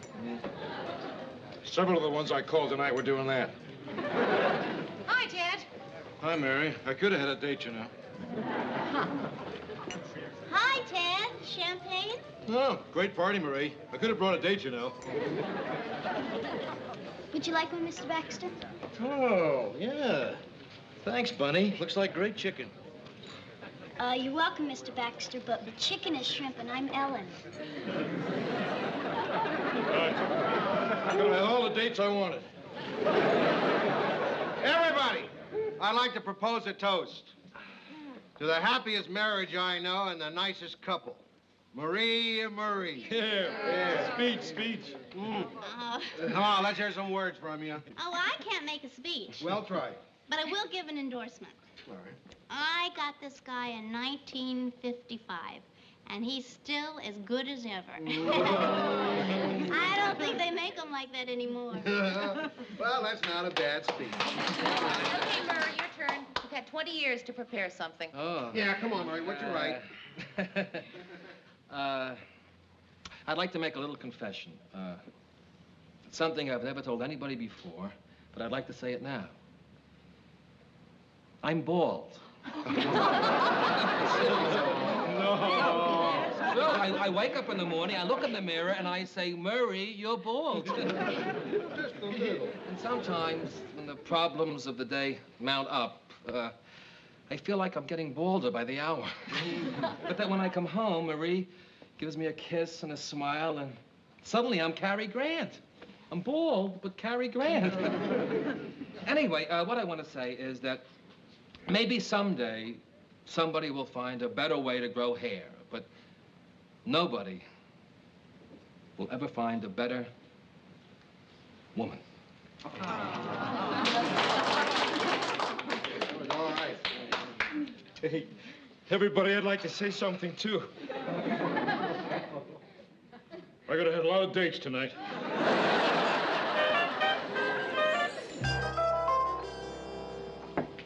Yeah. Say, Lou, I want to apologize for being so late to work this morning. Oh, forget it. That was a terrific party you gave. Must have been. Going by the way I feel, it must have been one of the great parties of the decade. A little hungover, huh? It's nothing serious. It's just that every time the bell on my typewriter rings, I scream. Sit down. I'm great at fixing hangovers. Does your head hurt? Only when I breathe. All right, lean forward and relax. I can't. My tongue will fall out. Oh. Now, all of these nerves are connected. We learned about this in the service. What were they teaching you, first aid? Actually, it was how to kill a sentry before he can yell, Achtung.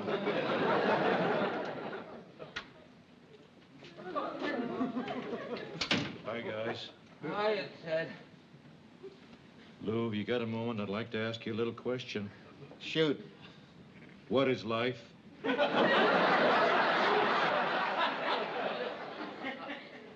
Life? Yeah, what does it all mean? What are we all doing here? I mean, what's it all about? What are we all here for? Ed, we're all here for a purpose. My purpose is to produce the news. Murray's purpose is to write the news. And your purpose... Ted, I don't know what we're here for. I'm serious, Lou. Last night after I left Murray's party, I took a long, hard look at myself. And I couldn't fall asleep. Yeah. I have trouble sleeping with an upset stomach, too. You don't know how I felt, Murray. Seeing you surrounded by your wife and your family. By all that love. Last night when I went home, I just lay in bed and re-examined my whole life. And finally, when I went to sleep, I had this terrible dream. I dreamt I was an old man, all wrinkled and shriveled, sitting alone on this park bench. And then this guy walked up to me, and he looked kind of familiar. And he just stood there, looking at me. Finally, I said, "Who are you?" And he said, I am the son you never had. And then this woman appeared. And I said, who are you? And she said, I'm the daughter you never had. And then about 20 kids appeared. And I said, who are you? And they said, we're the children of the children you never had. And then a bunch of dogs and cats appeared. And I said, who are you? And they said, we're the pets of the children you never had. And then a bunch of guys in white coats came up. And I said, who are you? And they said, we're the veterinarians of the pets of the children of the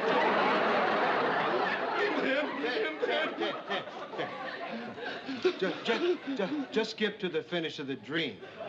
Tell us how it ended.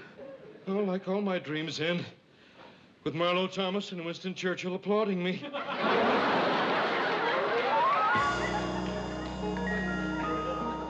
The general concluded by saying that the threat of a nuclear war is greater now than at any time in the past 30 years. Now I'd like to get serious for a moment. I guess you all know yours truly has been this town's most eligible bachelor for a long time. Well, tonight those days are over, my friends. What? Did you know anything about this? What, that his days were over? There's a little lady out there. She knows who she is, and I hope she's listening, because this is Ted Baxter saying, will you marry me? And now the weather, my darling.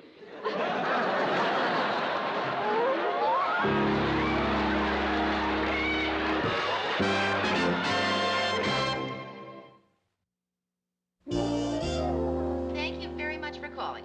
Goodbye. What's the score so far? Well, 12 thought it didn't belong in a newscast. 7 did. And 4 women say, yes, they know who they are, and they accept. Thank you, Ted. That was a lovely lunch. Nothing's too good for the future, Mrs. Baxter. Oh, Georgette, congratulations. Ah, wait, no. You're not supposed to congratulate the woman. Why not? I don't know. It's considered inappropriate. Especially in this case. What do you think of this big, impetuous lug? Popping the question right between a nuclear war and a flea collar commercial. Sure made me jump. And then my phone started to ring. It was my mother. She'd seen it, too. Oh, what'd she say? She got very excited. And I said, Mother, I know how you feel, but it's my life to throw away if I want to.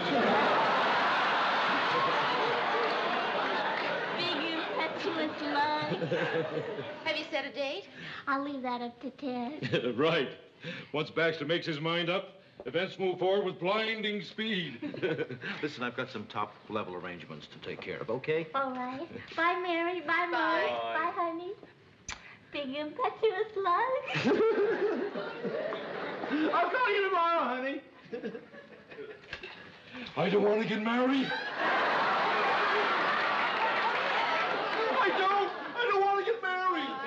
Ted, you're just suffering the normal reaction of a man. I don't want to get married. Of a man who suddenly finds that... I don't want to get married. That he doesn't want to get married.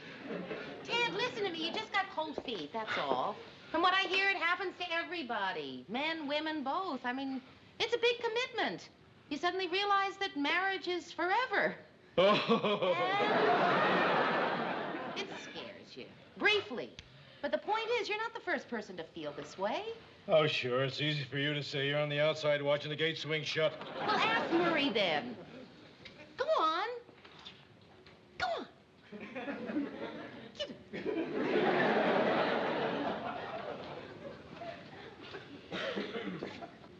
I felt the same way, Ted. Really? Absolutely. Mary's right. I mean, it's perfectly normal to have second thoughts, so don't you worry about it. Really? Really. Really? You don't know how much better that makes me feel to hear that. I don't mind telling you, I was a little upset. Oh, well, you covered it beautifully. Yeah. Well, you guys placed my mind at ease. Thanks a lot. You're really good friends. Oh, hey. Say, is Lou in his office? Yeah, he is. All right. Guess I'll go in and pass the time of day. Talk about wedding plans. You know, stuff like that. Guy talk. I don't want to get married. Well, what do you want me to do about it? Help me. How? I don't know. Maybe I should go out of town. Well, now, Ted, that's a tempting notion. No, I wouldn't have to really. What we do, before each newscast, we'd announce that I'm broadcasting via satellite from Brazil. Oh, Ted, that's ridiculous. No, we could fake it. Be easy, Lou. We just get a new weather map with some Spanish numbers on it. No, Ted, no. Forget it. Lou, you seem to be forgetting that I saved your life once. You never did. Well, what if I didn't? I would have. All you had to do was ask. Ted, if you don't want to get married, tell Georgette. Just grow up and be a man. We've got a show to do. All right. Those are your feelings, and I respect them. But before I go, I'd like to take an additional moment of your valuable time to offer a further word on the subject, which I think deserves your consideration. Please! Think about that, will you, Lou?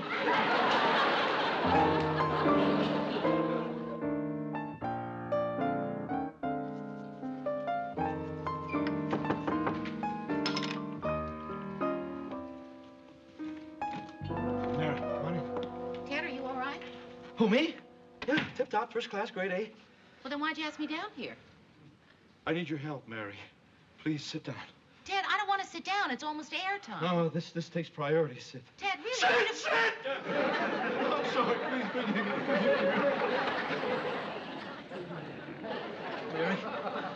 Mary, I called you because I believe of all my so-called friends, you're the only true one.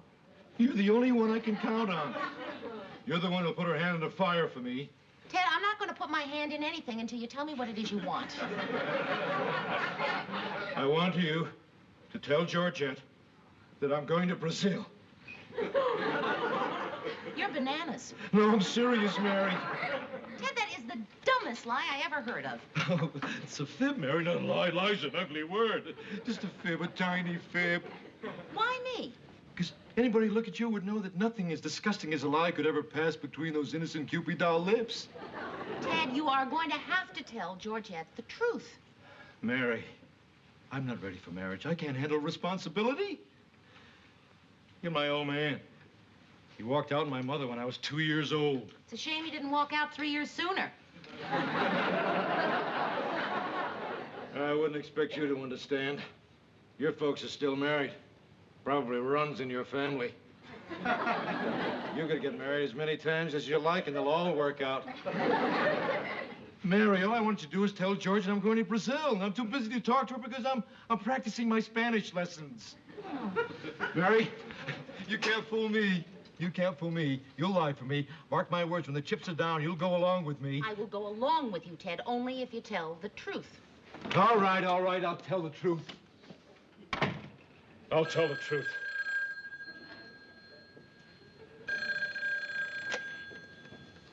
Buenos dias. The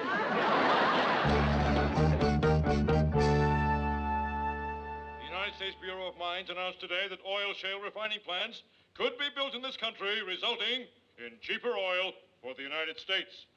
Hey, what are you doing? Ted still has several more minutes. I know, but I can't watch anymore. Well, he's bad enough when he's happy. But the past 4 days, he's been impossible. You know, today he asked me if the station could issue a retraction for a marriage proposal. Hi, Murray. Hiya, Georgette. Hi, Mary. Hi, Georgette. Bye, Georgette. Bye, Murray. Bye, Mur. Bye, Mary. Well, we haven't seen you in a few days. How's everything? Terrible. Mary, I have to talk to you. Well, sure. Mary, I can't marry him. I said I would, but I won't. I thought I wanted to, but I don't, but I haven't told him I won't. Why not? I can't. Georgette, let's take this one step at a time. Why don't you want to marry Ted? Well, he made up some ridiculous story about being sent to Brazil. And I think anybody that scared of marriage isn't ready for it. He told you that? That's terrible. No, Mary, that's nice. Nice? Sure. He was only telling me that because he wanted to spare my feelings. He didn't want to hurt me by rejecting me. Well, yeah, I guess that is nice. No, that's terrible. Because how can I hurt his feelings now by telling him I don't want to marry him? Yeah, that is difficult. No, that's easy. I'm just pretending to believe what he says about Brazil. You are? Yes. So, Mary, when Ted tells his lie and pretends it's the truth, and you see me pretending it's the truth, even though I know it's a lie, please don't say it's a lie, even though you know it is. Right. See, Mary, that way we can call off the marriage. And then in a week or so, Ted can phone me and say they've canceled his trip to Brazil, and I can pretend to believe him, and we can go back to the way we were. Yeah, oh, well, that's sensible. No, it's stupid. But it's the best I can think of. Well, all right, Georgette, I'll go along with you, but it's not going to be easy. Boy, am I mad at him. Well, Mary, if I'm not mad at him, why should you be? I'm mad at him because of what he did to somebody who's not mad at him after what he did. Mary, sometimes you talk funny. Well, it's just not going to be easy, that's all. Hi, Georgette. Hi, Ted. Hi, Mayor, old buddy. The chips are down. I told Georgette about going to Brazil for a year. Mary can confirm that, can't you, Mayor? Yeah, Ted, I can confirm that. Lou insisted that I go, right, Mayor? Yes, Ted. So I'll be doing my reports by satellite. Right, Mayor? Yes, Ted. Guess it'll kind of postpone things for a while. Yes, Ted. Well, it's been really fun being engaged to you. Have a nice time in Brazil. Hasta la vista. See, Mayor? I know you better than you know yourself. I knew when the chips were down you'd come through and lie for me. Lie for you? Why would I lie for you? You know perfectly well Lou's not sending me to Brazil for a year. Oh, no. No. For 6 months.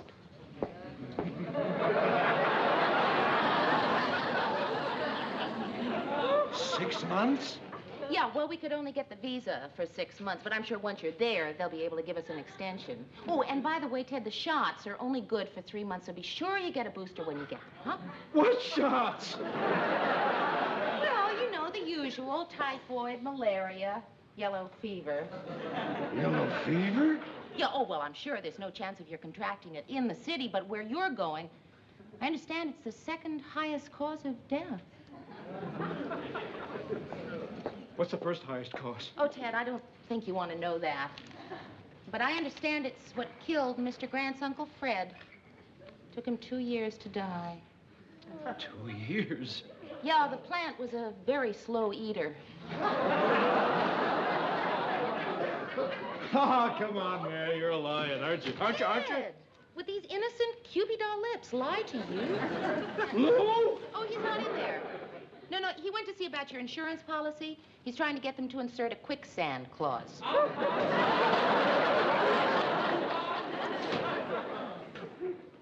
Lou, why? Why me?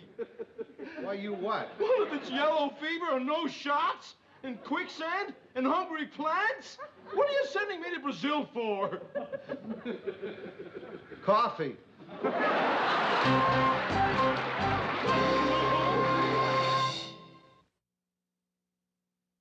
Lou? Will you just answer me one question? Mary just told me about your Uncle Fred. Now tell me the truth. How did he die? Choked. Got him around the throat, huh? No, inside the throat. Oh, my Lord. What a lousy way to go. It was his own fault. He was eating too fast.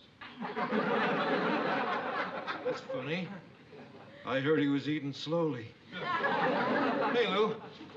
What do you call that thing that got him? A wiener.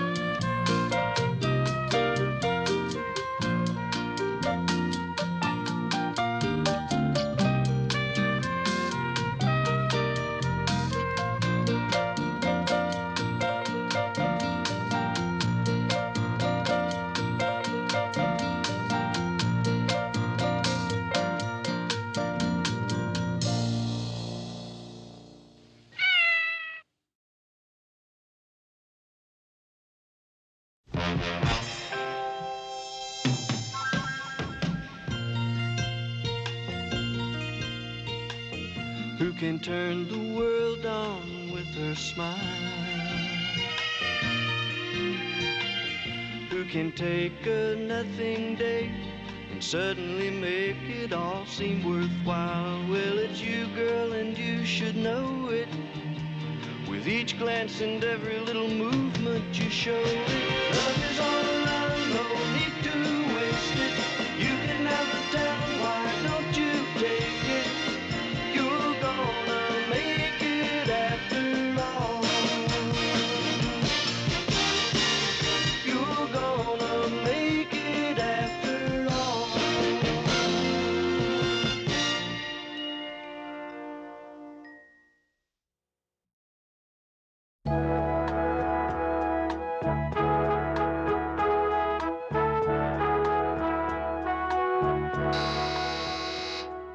Who is it? See, I knew you wouldn't remember me.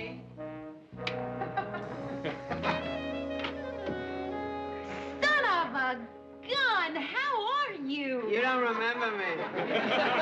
Well, of course I do. Come on in. Who am I? You and I shared the same cell when I was in jail.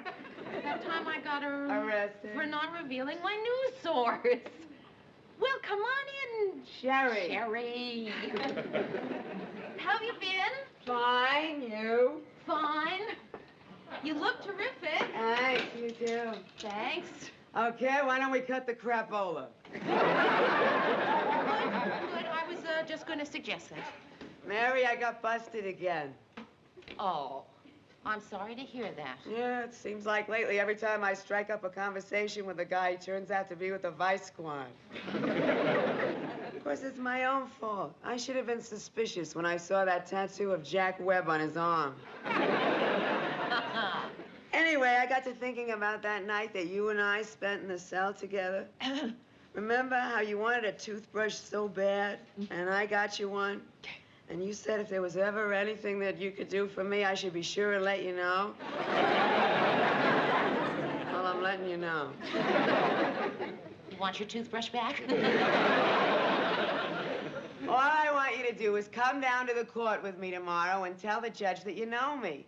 See, I have to show him I know some upstanding citizens, and you're the only upstanding citizen I know. I mean, socially. It'll only take about an hour. Yeah, sure. I'd be glad to. Gee, that's great. I can't tell you how much I appreciate it. Oh, no, it's all right. The same courthouse, Friday at 11. Okay. Hey, maybe we could have lunch together afterwards. No, forget it. Let's not have lunch. You probably like to eat in those places where they cut off all the crusts. You know, I don't understand something. I do you a favor, and you're giving me all these little shots. Mary, I'd be enchanted to have lunch with you tomorrow. In fact, let's make a firm date, shall we? Okay. Right after my appearance in court.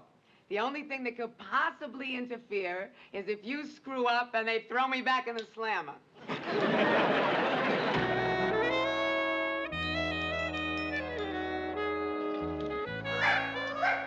It's me, Mrs. Goldman.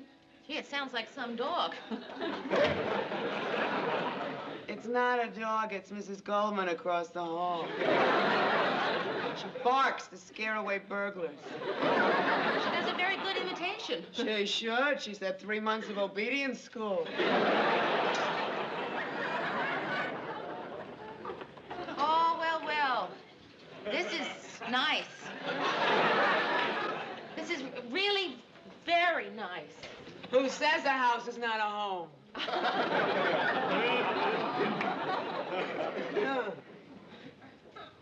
How come you didn't say anything about my 4 mink coats? What am I supposed to say? 4 mink coats? Well, I guess I just feel funny about people wearing dead animals for coats. Yeah, well, if you wear them when they're alive, they claw your neck.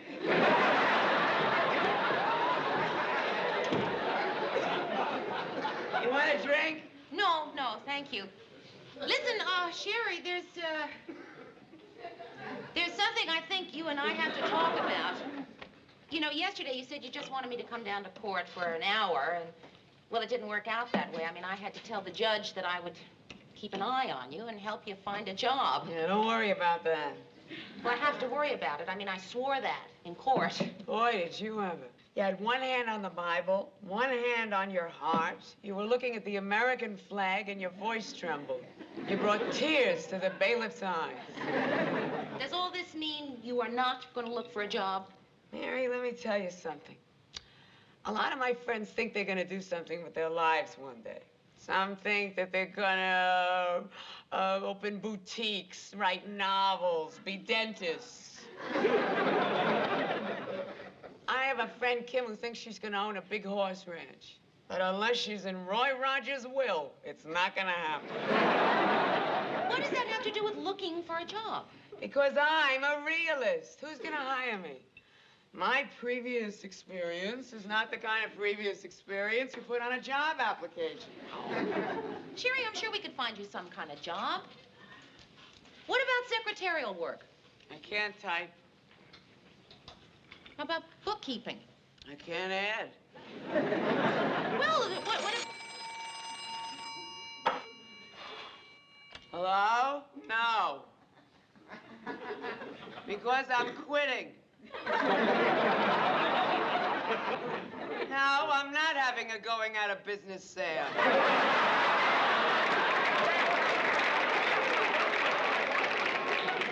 Mary, it's been really keen knowing you. Now, let's not spoil it all with all this job business, understand?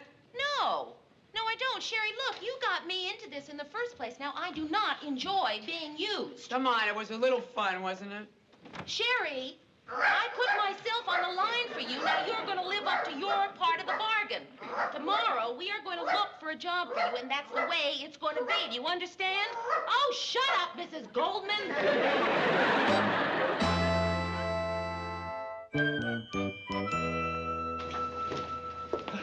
Hi, Murray. Hi, Murray. Oh, hi, Georgette, Ted. How's the car rental business? Just rolling along. That's kind of a car rental agency joke. We just came back from lunch. We were celebrating this letter I got from a university yesterday. I know. Yeah, Harvard wants you to leave your brain to Yale. Go ahead and laugh. In a week and a half, you won't be laughing at Ted Baxter. You'll be laughing at Dr. Ted Baxter. Ted's getting an honorary degree. Oh. Watching Ding Dong School has finally paid off. Ding Dong School, nothing. It's from a college. Rutledge College. They like to get a celebrity to speak at their graduation ceremony, and they give them a degree to get them to come. They wanted to give me a master's, but my agent held out for a PhD. Yeah, I've heard of Rutledge. It isn't exactly one of your class universities. The school mascot is a fungus. I didn't know that. Maybe all the big animals were taken. Anyway, I was thinking maybe if you got a moment, you could, take a moment to kind of check over my acceptance speech. Sure. Okay. Here goes. Friends, faculty members, fellow PhD guys. Hi, Larry. You're just in time to hear Ted's acceptance speech for his honorary doctor's degree. Hi, Mary. Who's your friend? Oh, I'm sorry. Sherry Ferris. This is Georgette, Murray, and Ted. Dr. Ted. Well, I'm going to see Mr. Grant. I'll be right back. Would you like to hear my acceptance speech? Come in. Friends, faculty members, fellow PhD. Mr. Grant? I don't know why anyone puts pimentos in perfectly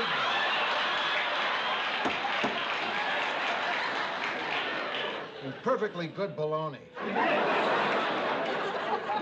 Why can't they leave them in olives where they belong?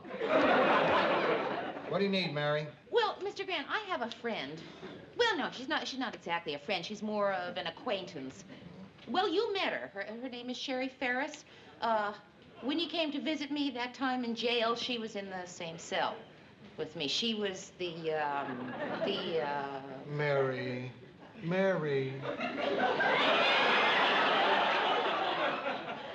I know life. I've been around. Been on the street since I was 6 years old. You're afraid to use the word. I'll say the word for you. She's a lady of the evening. So I accept this honor. Today I'm a doctor. God bless America. And thank you. Well, guys, what do you think? You wrote that? Yeah. Boy, you got a lot of guts to admit it. Thank you. I know you love it. Myrrh, what'd you think of it? Thanks anyway, Mr. Grant. Well, Mr. Grant doesn't know of any jobs, but he's going to keep looking. I know of a job. Really? Yes, the girl who works with me at the car rental agency just got fired today. Well, do you think Sherry would have a chance? Sure. If you want, I could take you over and introduce you to the manager. Only thing is, you have to be good at dealing with people. Have you had much experience with the public?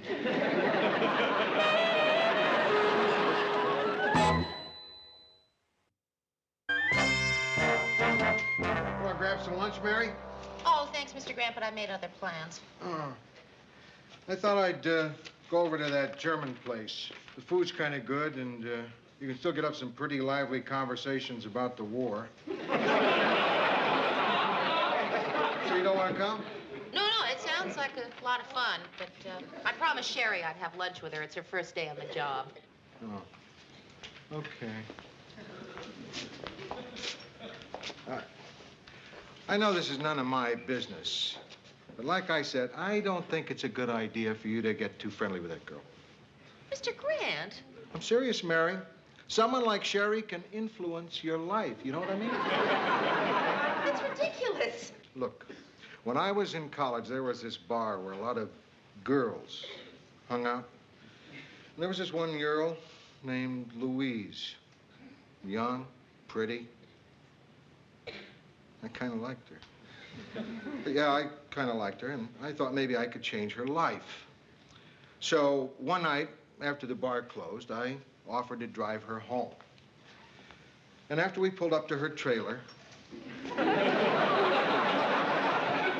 turned to her and I said, Louise, you're young, you're intelligent. Take a good look at what you're doing to your life before it's too late. I spoke to her for a whole hour. You know what she said? That'll be $20. Mary, that kind of woman doesn't change. And I just don't want to see your life get messed up because of Sherry. Oh, Mr. Grant, my life isn't going to get messed up. Oh, I don't know, Mary. You're different since you met her. Wait a minute. How am I different? Just give me one example of how I'm different. Remember a year or so ago when we were doing that series of reports on America's changing sexual attitudes? Yes. What'd you say? I don't know. I can't remember something I said a year ago. I'll tell you what you said. You said, let's not put it on.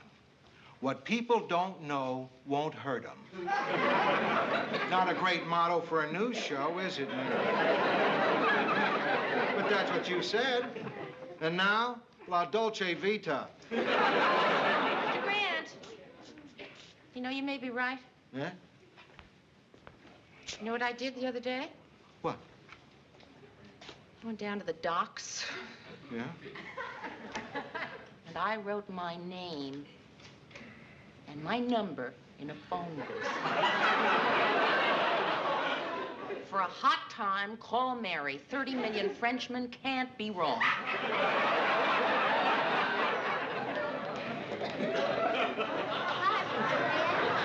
Hello! Sherry, look at you. Doesn't she look terrific, Mr. Grant? Very nice. Sherry's so much fun to work with. You should have heard this funny thing she said this morning. These two tricks came in and wanted to...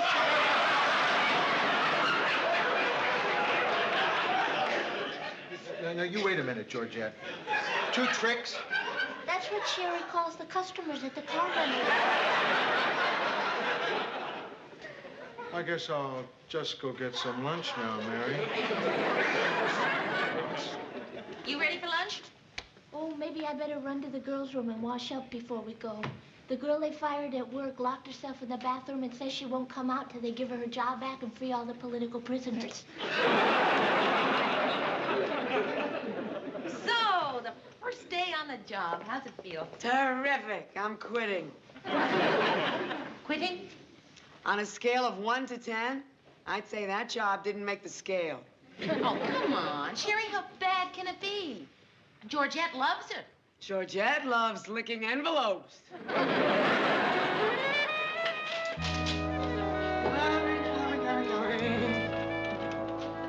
Hi. I hadn't seen you in a couple of days, so I just thought I'd stop by and see how you're getting on. Fine, fine. Fine. You managing okay? Fine, fine. Well, that's just fine. What have you been doing with yourself? Oh, this and that. Well, when you say this and that, do you mean primarily this and not so much that, or a lot of that and not so much of this? Mary, when I said this and that, I didn't mean that. Oh, come on, not that. Didn't mean that. I just wondered if you were having any luck finding a job. Yeah, I've been having a lot of luck. Really? I didn't get a job.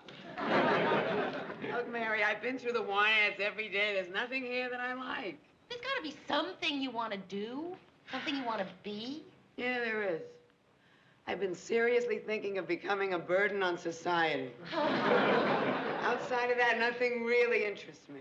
What about dreams? Didn't you ever dream of being somebody? Everybody has that kind of dream. Yeah? What's yours? Well, I've had my dreams. I just don't like to tell them. I don't want anyone to laugh at me. But sometimes when I'm home in the newsroom, my mind wanders and I dream about being this famous ballerina. I know what you mean. I've had dreams like that myself. Terrific. What are your dreams? I used to dream that I'd like to become a dress designer. Well, that's wonderful. Did you ever try it? Yeah, once in high school, I made a dress for a friend. I fitted it right on her. And did she like it? I hope so. I forgot to put the zipper in. As far as I know, she's still in it. Sherry, why don't you give it a try for just a couple of weeks? I mean, you might find you have a real flair for this. Come on, what do you have to lose? What's the matter, Sherry? Afraid to take a chance? Afraid you'll find out you don't have the talent? Just don't have the guts to try it, is that it? That's it, Cookie.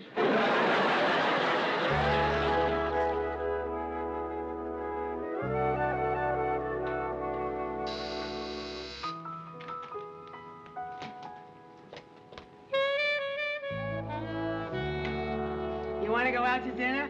I've been cooped up in my place for a solid week. I figure I deserve a night out. You've been designing dresses. No, I came over to show you my dry cleaning. How'd they turn out? See for yourself. It's a little present for you. I designed it especially for you. I hope it fits. Oh, Sherry. I'll go put it on. Oh, listen, can you answer that for me? Hi. Oh, hi, Sherry. Where's Mary? Oh, she's in there getting dressed. Come on in. She'll be right out. Ted just got his honorary degree. Want to see my diploma? It's real sheepskin. Gee, it must have been murder getting him in the typewriter. That's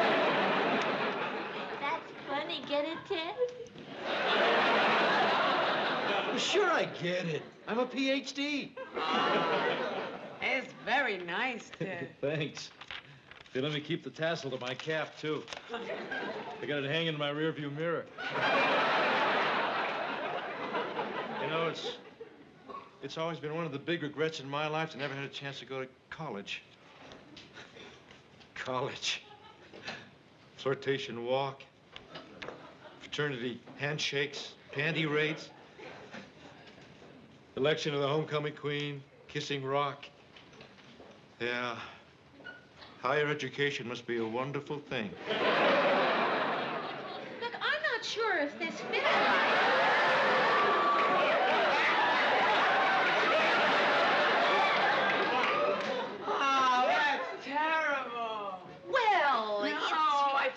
most important part. It must be in the car. I'll be right back. Oh.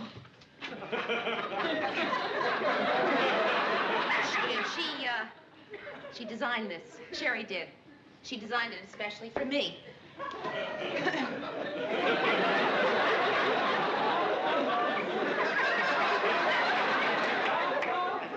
Get me a glass of water. But Ted, you just had all that soda. Get me a glass of water. It's very nice. It sure shows off your skin. Speaking of skin, you want to see my diploma? Oh, maybe later, Ted. Georgette, am I being too critical, or is this dress really awful? I don't know. It looks so terrible on you, I can't tell. You look so fantastic in your life. Ted!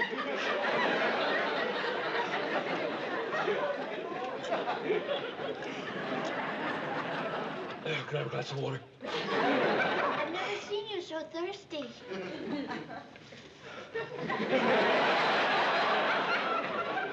I know this may sound insane to you, Mary, but on those occasions when I dream of you, you're dressed exactly like that. Ted, please don't look at me that way. It's all right, I'm a doctor.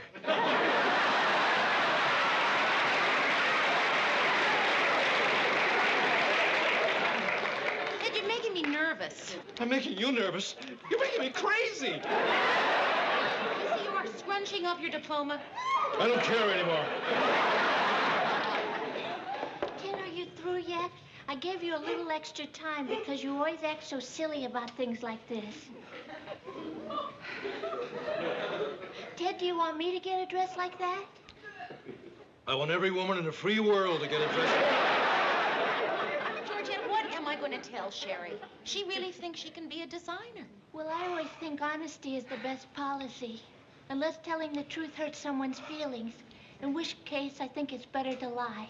No, I can't lie. I always blush when I lie. If you don't blush on your legs and stomach, nobody will notice.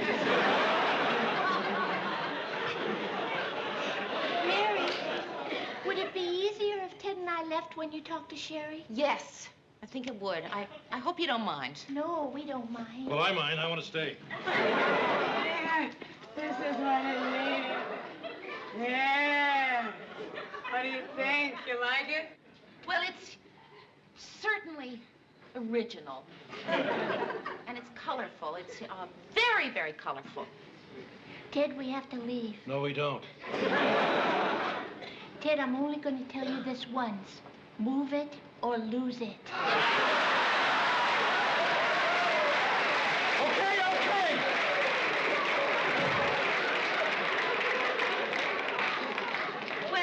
Well, what do you think? Well, Sherry, it's just not my particular taste, you know? I mean, I'm just a little old-fashioned, modest. I mean, you know, when we were kids, we used to play doctor. I used to play the receptionist. You don't like the dress? Well, I think I gotta be honest. I don't think you have the talent to be a designer. You think it stinks? No, come on now. Stinks, that's a pretty strong word. Lousy? Yeah, lousy. I could go with lousy. Sherry, I think I just have to be honest with you here. I don't think you're going to make it as a designer. You really don't think so? I really don't.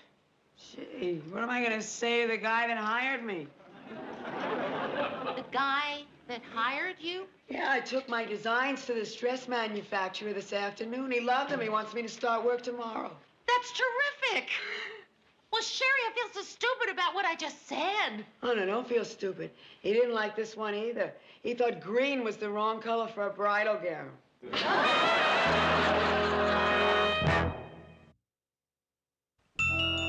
Well, okay, give me a second, I'll change. We'll have a celebration dinner. Leave it on. If you spill something on the front, you've got a 50-50 chance it'll miss. Who is it? Who?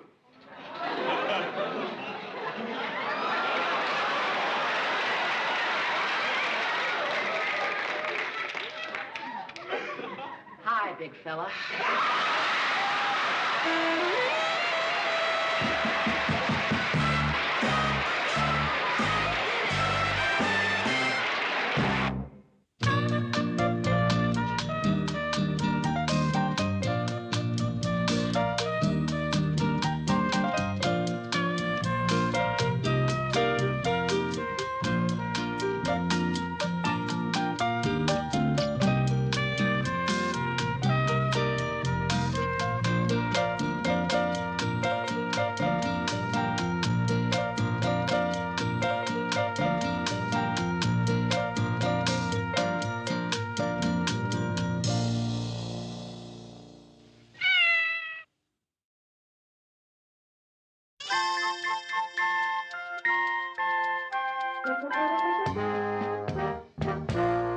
Any word on nominations for the Television Editors Award? What's it, Teddy time again? I nearly forgot. Nothing in here, Lou.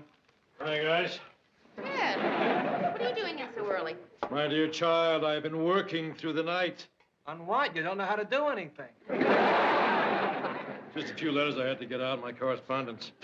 These are all addressed to television editors. Why are you writing to them? Why don't you read us one of Ted's letters, Mary? Well, I wouldn't want to just That's tear okay, open it's an okay. They're not sealed. You can't get the bulk rate if they're sealed. Dear Ed, I know you're not supposed to criticize a critic, but I can no longer refrain from telling you that I consider you the most brilliant reviewer in the Western Hemisphere. Your review of Tony Orlando and Dawn will live in literature. My hat's off to brilliance, Ted Baxter. Ted, it won't work. Why not? It worked last year. I won, didn't I? Well, you're not going to win twice in a row. People win twice in a row. Lots of people. That's the real test, Mary, winning twice in a row.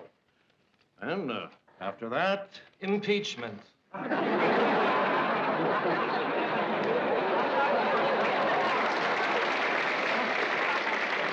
After that, retirement. Well, actually, I won't retire. I'll just sort of become a living legend. I think you've got a pretty good shot at that, Ted. Hey, Mr. Graham, maybe you can answer something for me. Every year, the television editors give something they call the Albert Mason Award for unforgettable contribution to broadcasting. And, you know, every year I wonder who was Albert Mason.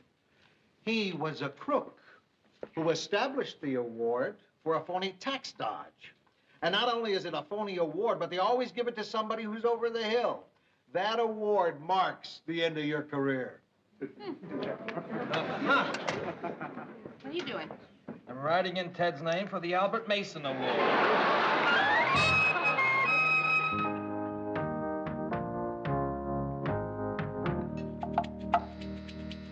Who is it? It's Georgette. Hi. And Ted. Why? He brought you some groceries. Well, thank you, Ted. What for? We just came from a supermarket opening. Ted cut the ribbon and they gave him all this. Yeah, we have to go visit a hospital. I don't want to carry you. Besides, generosity's second nature with me. Are you visiting anyone in particular in the hospital, or are you just window shopping? What's part of my campaign for the Teddy Awards? I want people to think of me. Uh-huh. Well, I'll certainly think of you, Ted, every time I put out the garbage. They also gave him a bunch of balloons, but Ted laid those on the graves of the Civil War dead. You are a real lifesaver, Ted. You know that? I mean, I would hate to be caught with less than 9 boxes of Raisin Bran. This is wonderful. Ted hates Raisin Bran. He picks the raisins out with his spoon and flicks them at the cat. We have to go now, Ted. The photographers are waiting to photograph us. What hospital are you going to visit? Maternity. Ted wants to have his picture taken kissing a newborn baby. Yeah. Then I saw a picture of one of those things looked like. Anyway, I'm going to have a picture taken shaking hands with one.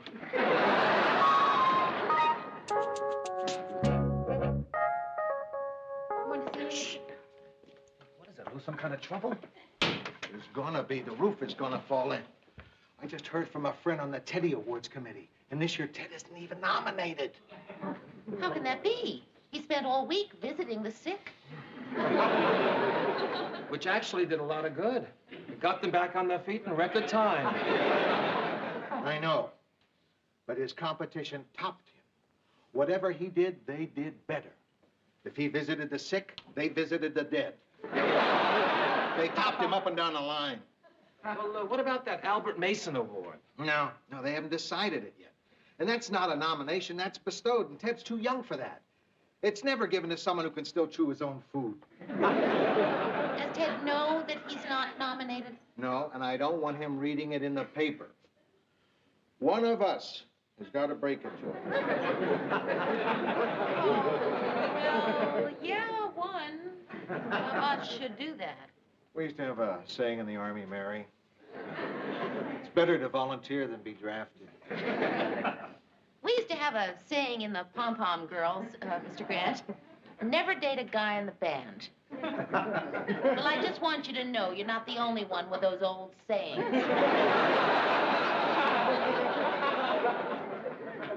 Okay, I'll tell him. Ted? Yellow. When you have a second, come to my office. Just a second, Lou. Well, what do you want us to do, Lou? You want us to stay or what? No, I better do it in private. And you don't know anything about it. Another thing. Let's play down the awards this year. What awards? Never heard of it. Yeah, this whole discussion never took place. Hi, guys. Hi. Hi, people. I am absolutely delirious. No kidding. What have you been doing? Sucking a fermented fig? There were two wonderful pieces of news. I have been nominated for a Teddy Award, and no one else at the station was. Which includes you, dear, and I feel terrible about it.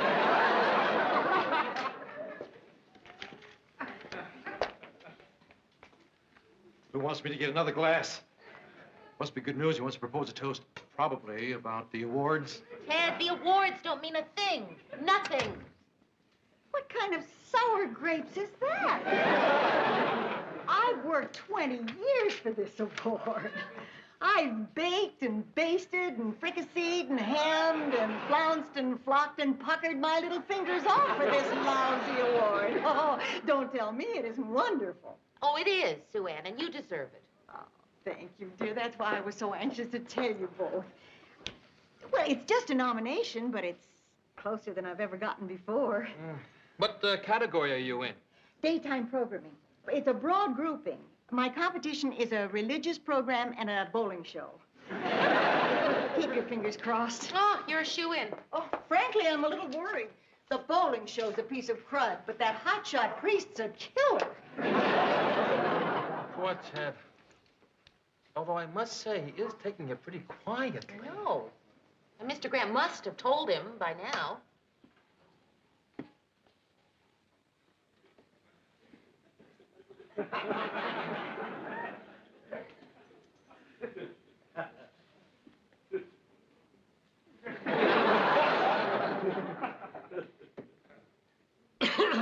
Yes?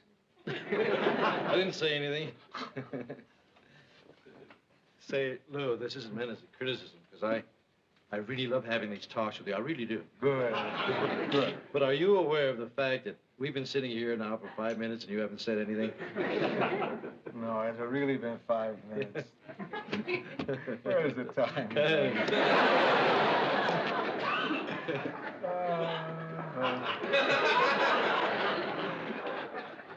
You said you wanted to tell me something. Right. Right. Maybe you'll need this. Does it normally toast good news with champagne? This, of course, is bad news. If it's bad news, Lou, I'd rather not hear it. Ted. I'm not strong, Lou. Some people take bad news rather well. I mean, it rolls right off their back. But not me. I take bad news badly. I don't want to hear any bad news. Ted, I can't help it. Sure you can, Lou. But if you were thinking of firing me, you could change your mind. Ted, I'm not thinking of firing you. Oh. Well, that's great news. That wasn't the news. Lou, I can't take bad news. Unless it's about you, I might be strong enough for that. Ted, it's not about me. Look, take a really good mouthful of that. Come on, down the hatch. Down the hatch. No, I mean actually swallow it.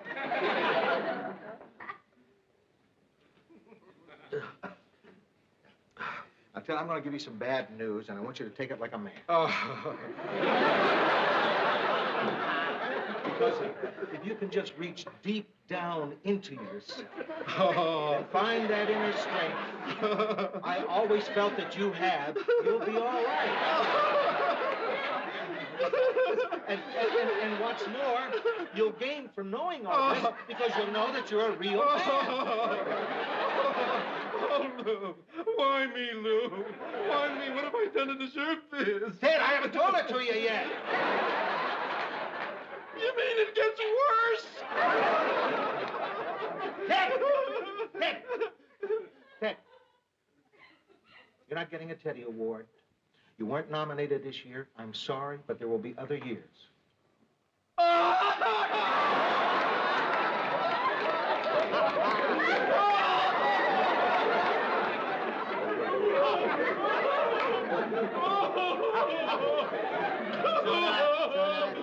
Ted, pull yourself together and be a man. Very well. Very well, Lou. I'm myself now. I'm okay. I'm fine. I'm fine.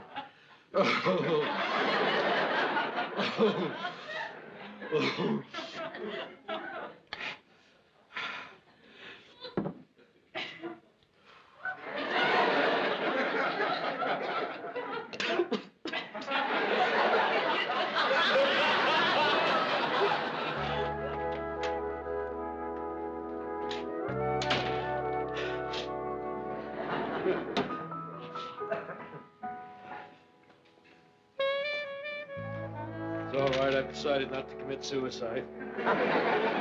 Good. That's a good choice. I've got a better way of showing the world what they've done to me. I'm going to let my appearance go to hell.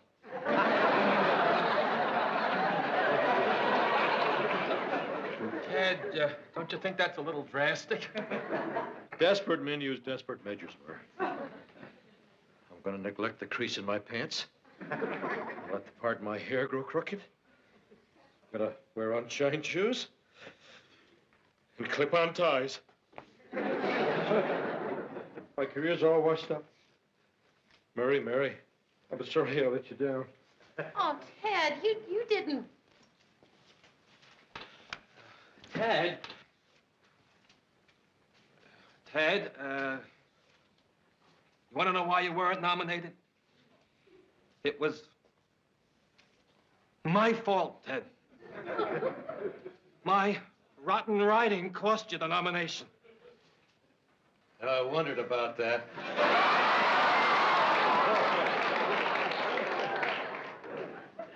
Well, now you can stop wondering and just don't blame yourself.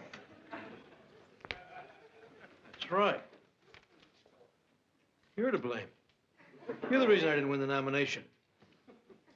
Thanks, Murr. It was rotten writing, that's what it was. Rotten writing was all Murray's fault.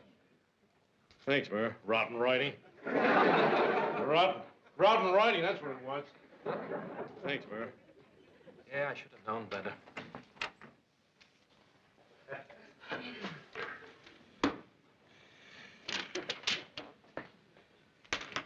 Would somebody get me a glass of water?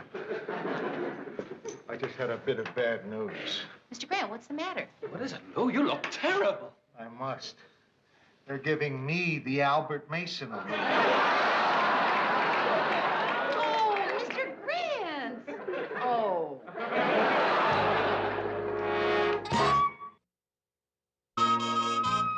Hey, gals, have you heard the great news?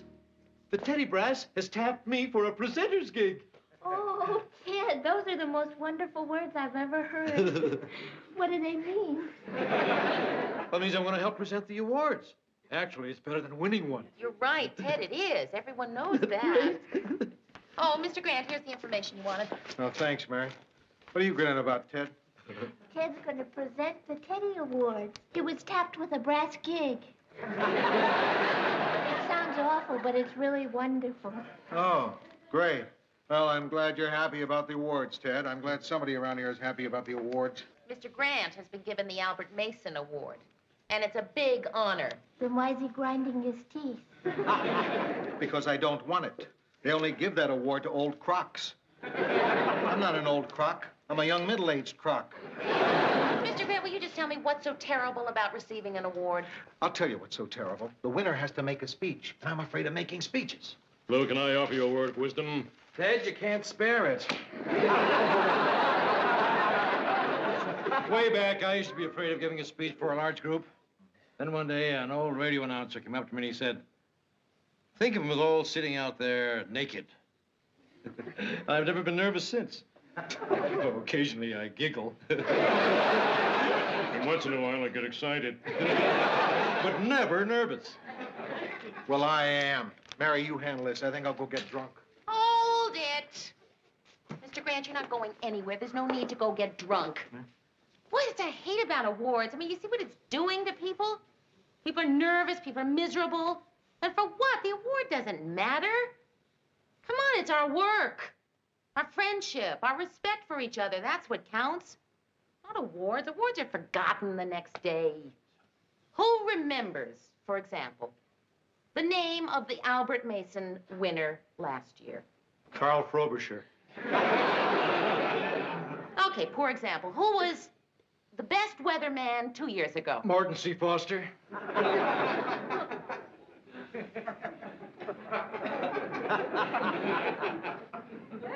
Best daytime documentary, 1971. St. Paul solved its sewage problem, John Epstein, Betty Ann Barnes. Come on, I'll buy a drink.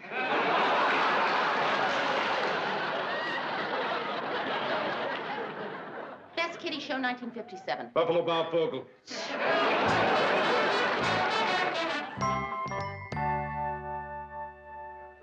Mary, can I tell you something privately? Yeah, sure. Well, if anybody deserved a nomination this year, you did. I mean, you did the news, you produced it for the first time. You did a great job. No, I didn't. Yes, you did. No, I didn't. Yes, you did. If I go one more round, will you? Sure. No, I didn't. Yes, you did.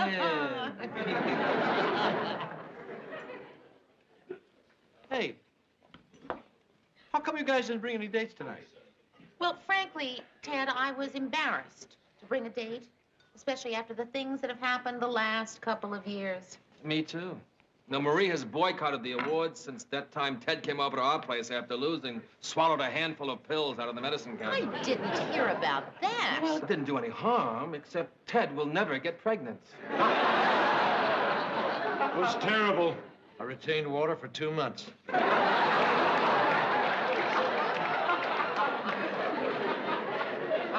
I have a hunch you're going to win, Sue Ann. I just have the strangest feeling deep down inside. So do I. I think I'm going to throw up. Mr. Grant, it's almost time to go. I can't, Mary. I have to wait till my date gets here. Where's she coming from? Malta. I think this is going to be the worst evening in the history of Western civilization. Hey, Mr. Grant, if you're nervous about that speech, why don't you try it out on us? Once you see that everyone likes it, you won't be so nervous about doing it later. Maybe you're right. Yeah, of course I am. Hey, everybody, could you gather around for just a minute? Mr. Grant would like to try out his little speech on us.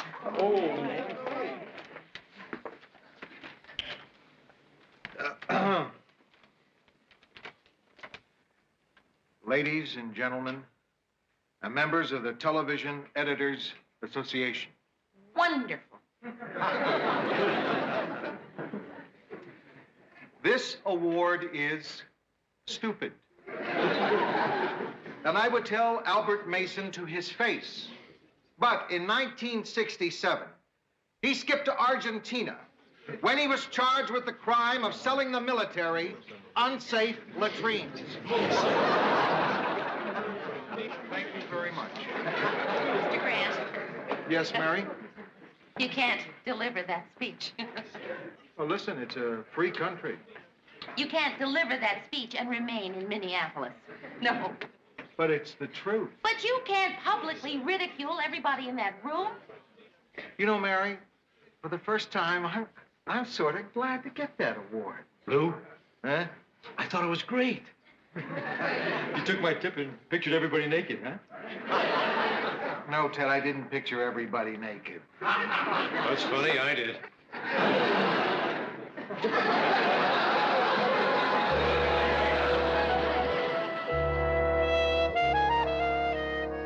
This year, the nominees are 3 fine programs. The Happy Homemaker hosts Sue Ann Nivens. Strikes and Spares host Morty Flemish. And Countdown to Glory host Father James Dannenbrink. And the winner is... Oh, the winners are, we have a tie here, Sue Ann Nivens and Father Dannenbrink.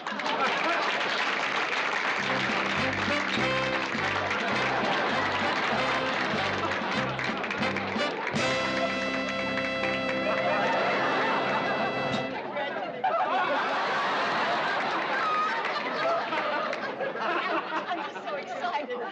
I don't mean because of you. It would be presumptuous of me to thank you for this award, since in a much larger sense, you cast your ballots not for me, but for someone with whom I am unworthy to share it. Oh, thank you, Father.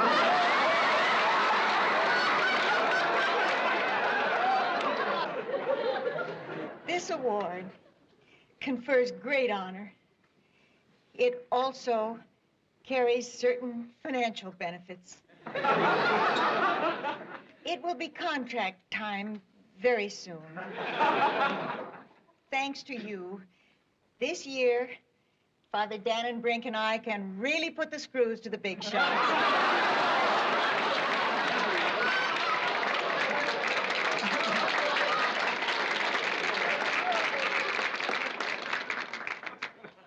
And now to present the award for Best Newscaster, here is last year's winner, WJM's inimitable Ted Baxter.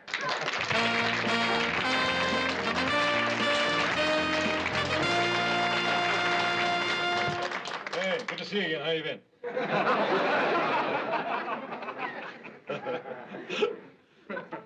My friends, this is what America is all about. A former winner getting up here and giving away an award he should have won himself.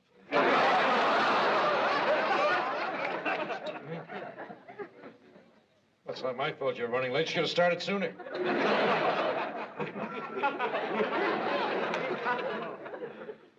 What is an anchorman? Wasn't it Shakespeare who once said, all right, all right. Nominees are Ernie Reeves, headline report, Pete Eldy, evening headline, Les Stewart, reported evening, and the winner is... Les Stewart. Really?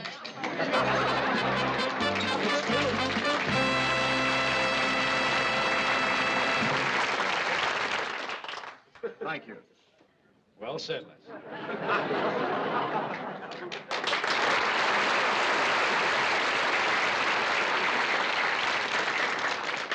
That's it. There's no one else but me. And so it is now my privilege to introduce this year's winner of the Albert Mason Award, the grand old man of the WJM newsroom, Lou Grant.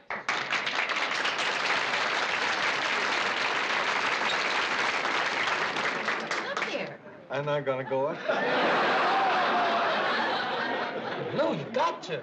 I'm not leaving this chair. Mr. Grant, you have got to go up there. You said I couldn't give my speech. I have nothing to say.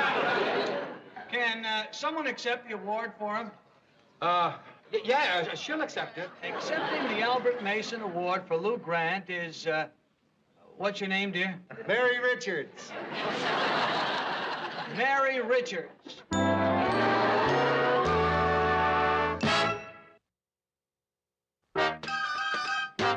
Mr. Grant, I am not going up there. You won that award, now you are going to accept it. Now go up there. Go. You're right. I gotta do it. I gotta do it.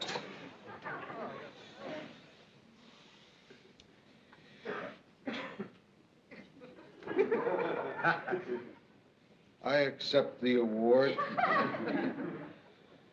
Could you toss it over? Toss it. Toss it.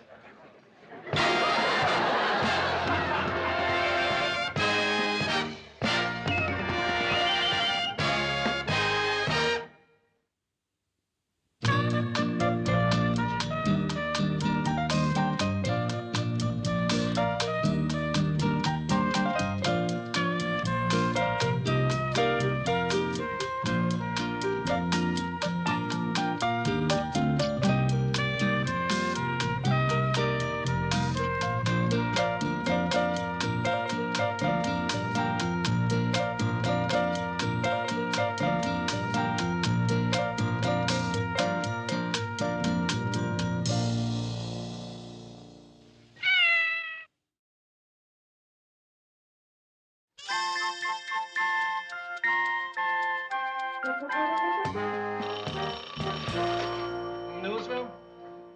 Who? Mrs. Morgenstern? It's Rhoda's mother from New York. She says she can't talk long because somebody's waiting to vandalize her phone booth. Mrs. Morgenstern, how are you? Well, no, I'm not busy Thursday night so far. Why? Tony Kramer is coming into town. I don't know Tony Kramer. What do you mean, would I like to? No, Mrs. Morgenstern, I really, hello, Tony. Thursday night. Yeah, sure, Thursday will be fine.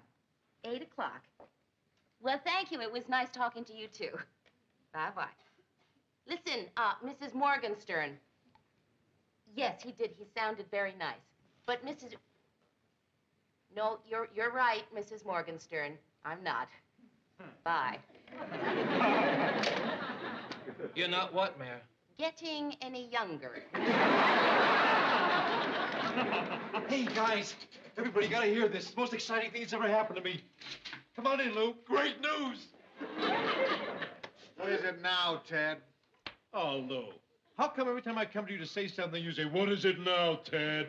Like I'm gonna say something dumb. How come every time I see a duck, I expect it to quack? No. You answer my question first. Well, what's your hot news flash, Ted? All right. I just got a call from this guy. He's coming up to meet me now. He's setting up a school for broadcasters, and he wants to use my name. The Ted Baxter Famous Broadcasting School. It'll be right here in Minneapolis to start, but it could spread all over the country. Unless they find a vaccine for it. Look, Ted, if you want to get involved in this, that's your business. But don't you get the station mixed up in it, understand? Right, Lou. Me in, station out. Check. Ted, you know, this kind of thing takes a long time to set up, and a lot of money, too. I mean, if it doesn't work out, you could lose your shirt. But that's the beauty of it, Mayor. This guy Marsh has all the experience and the money. All he wants from me is my reputation. Well, in that case, you've got nothing to lose.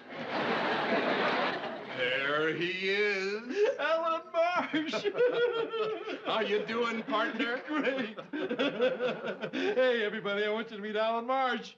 Al, this is my entourage. Wait a minute. Don't tell me. Let me guess. Lou Grant, Mary Richards, and Murray Slaughter, right? You know, Ted's told me so much about all you guys, I feel like I know you. What you were doing when he discovered you, how he found you, cleaned you up, gave you your first break. Oh, they don't want to hear all that, Al. So, Marsh, Ted tells me that you've had a lot of experience in setting up these schools.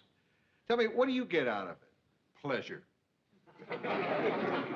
You know what it feels like to watch a kid off the street turn into a disc jockey?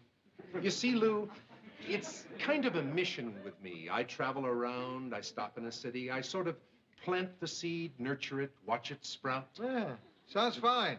What do you need Ted for? Fertilizer. But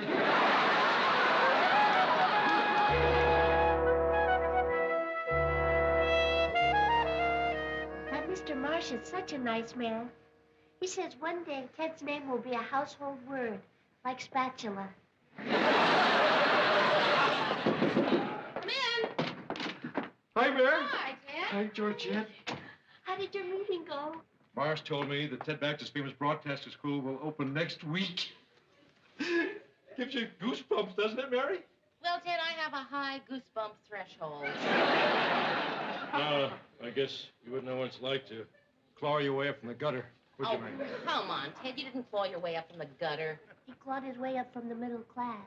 Well, sometimes it's tougher to claw your way up from the middle class than it is to claw your way up from the gutter. Isn't it wonderful, Mary? Only in America could a man who never graduated from school own one. Wonderful. Mary, look out there. You know what that is out there? 54 Chevy. That's my town, Mary. Minneapolis. M-I-N-N-I-N-N.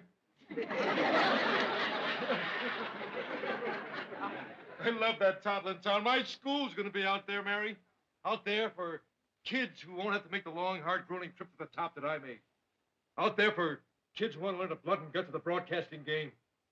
Out there for any kid with dreams and ambitions and $300. I'm going to be rich, Mary. I'm going to have all the things that only money can buy. Happiness, good health, spiritual fulfillment. And then one day, I'm going to use my money to do something good for my country. I'm going to make a huge contribution to a presidential candidate and buy myself a political appointment. Ted Baxter, United States Ambassador to Hawaii.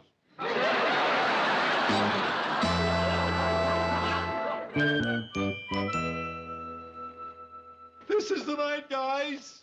The official opening of Ted Baxter's famous broadcaster school.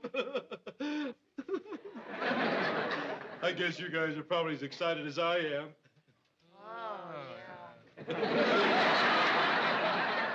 Just think. Someday, there may be branches of Ted Baxter's famous broadcasting school all over the country.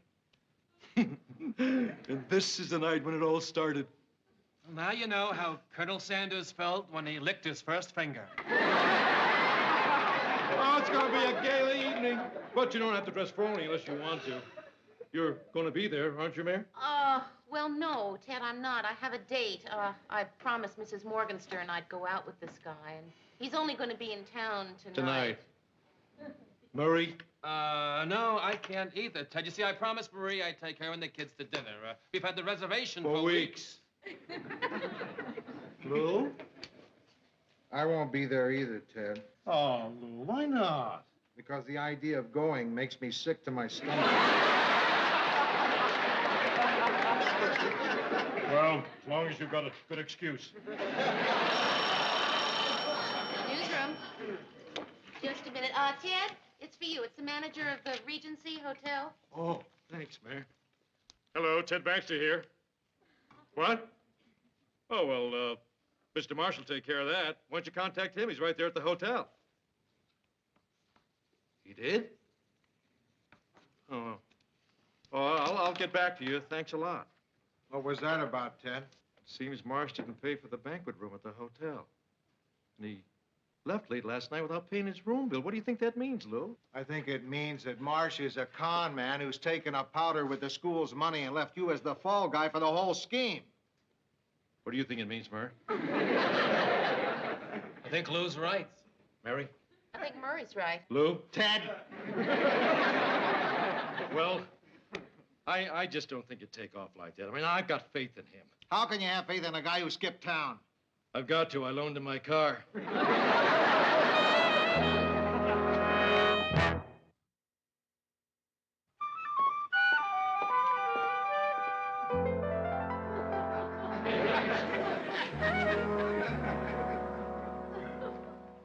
Boy, I guess I really made a fool of myself taking in by a cheap con artist. Ted, you should have known better than to trust a man whose business card lists aliases. My mother was right. When I was just a kid, just starting out in school, she took me on her knee and she said to me, Ted, you're going to be a failure. Oh, Murray. Mary, what am I going to do? I mean, you got to help me. I mean, hundreds of people are going to be demanding their money back. I could get arrested. I could go to jail. And it's not even a big enough crime to write a book about. Don't worry, Ted. They're not going to put you in jail for something silly like conspiracy to commit fraud. Murray, I think you and I better talk to Mr. Grant. Come in. Mr. Grant, Ted really needs help. I've known that for 10 years. Come on, Lou, a thing like this could cause big trouble. Look, I told Ted when he started up this whole business that he was strictly on his own. But he's not on his own. Mr. Grant, we are all involved. Suppose tomorrow's headlines were to read, WJM anchorman jailed in broadcast swindle. What would your feelings be then? Mixed.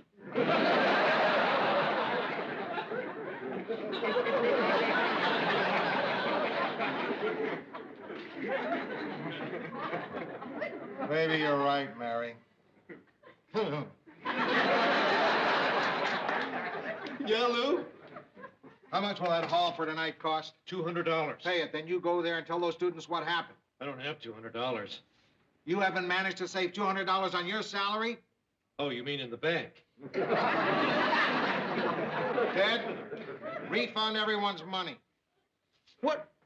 What if 100 people signed up, Lou? At $300 apiece, that's $300. That's $30.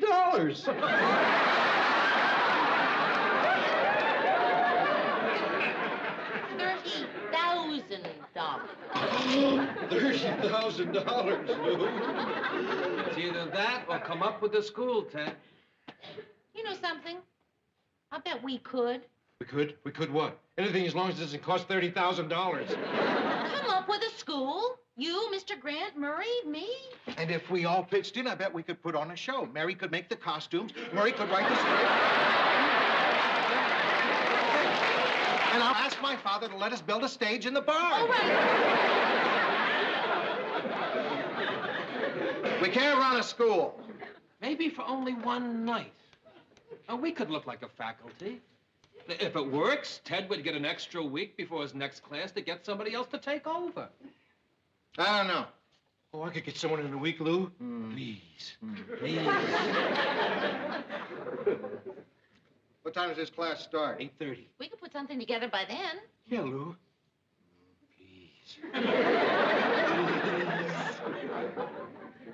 Okay. Thanks, guys. Thanks, Lou. I can't tell you how grateful I am. And if ever there's anything I can do for you, remember, all you have to do is ask. Get out of my office. You got it, Lou. Now we're even.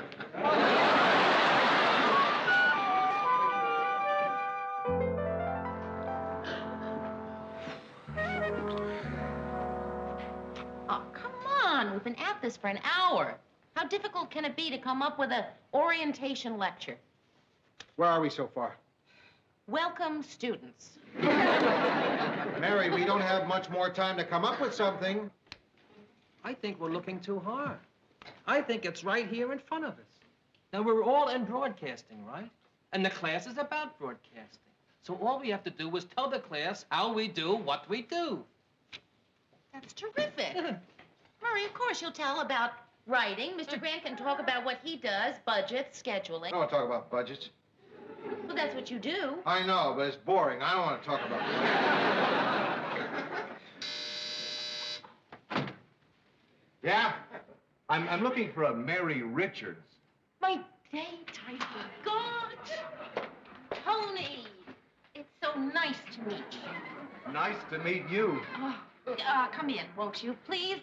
This was Lou Grant. Lou? In there, and Murray Slaughter. Murray? This is Tony... Kramer. Kramer. Very nice to Nice meet you, to Tony. meet. Nice to meet you. Oh, these are for you. Thank you. Tony, I really have to apologize about tonight. Since I talked to you on the phone, something has come up, and I'm going to be busy for the next couple of hours. Oh, So, well, that's all right. I've really got nothing else to do. I don't know anyone else in town, so if you don't mind, I could just wait around and we could go out to dinner afterwards. Well, sure, if you don't mind. Great. Do you like French food? I don't know why I brought it up. I don't know how to talk about what I do. I don't know what I do. I just do it. I like French food myself. That and Chinese are my favorites.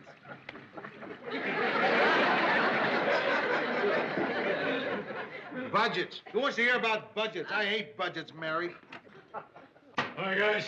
Ted, where have you been? We're supposed to be there in 15 minutes. Xeroxing. Ted finished the school song.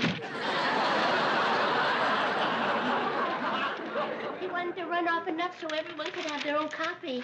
Thought I'd open the class with it, you know. Give an up-tempo feel of the proceedings. Okay. Listen, everybody.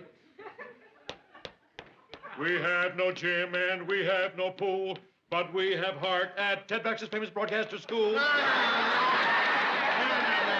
sorry. I'm not going through with this. Why, you? Because the whole idea is dumb and stupid and ridiculous, and I don't want to have anything to do with it. Oh, boy, it's times like this when you find out who your real friends are. Okay, we don't need you. We'll do it without. That's fine with me. Of course, if you like good wine, there's no sense going to a Chinese. Right. Well, listen, if we're going to be there on time, everyone would better leave. Right, Mir. Lou, you sure you don't want to come with us? No. I feel stupid trying to teach broadcasting to a lot of green kids. Oh, come on, Mr. Grant. There must have been a time in your life when you were young and inexperienced. Yeah? Someone older and more experienced helped you, Yeah? showed you what to do and how to get started when you needed it. Yeah. Yeah. Well, think of this as a way of paying back that. All right, I'll do it for Shirley.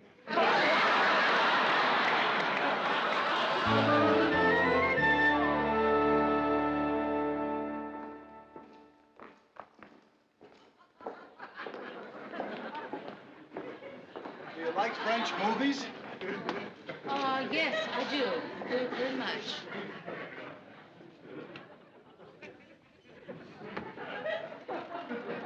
Excuse me. Is this the room where the Ted Baxter famous broadcaster school is supposed to meet? To the best of my knowledge, yes. Where are the other students? Are you the teachers? Yes. We are the faculty. You're late. Class was supposed to start at 8:30. It's 8:40. Wait, you mean that everybody left because we're 10 minutes late? Nobody left. Nobody was here to leave. Come here. What's up, Lou? Ted, there's only one guy in your school. You think the rest of them are out sick? I think we can't teach a course to just one person. I'll handle it. Look, kid. There's not going to be any school. As you can see, the turnout tonight is less than we expected. Now, Mr. Baxter here will refund all the money that you paid in full. Ted, write the man out a check. But I don't want my money back. I paid for 10 weeks of school, and I want 10 weeks of school. I changed around a lot of plans to be here. When I leave here, I want to leave as a sports announcer.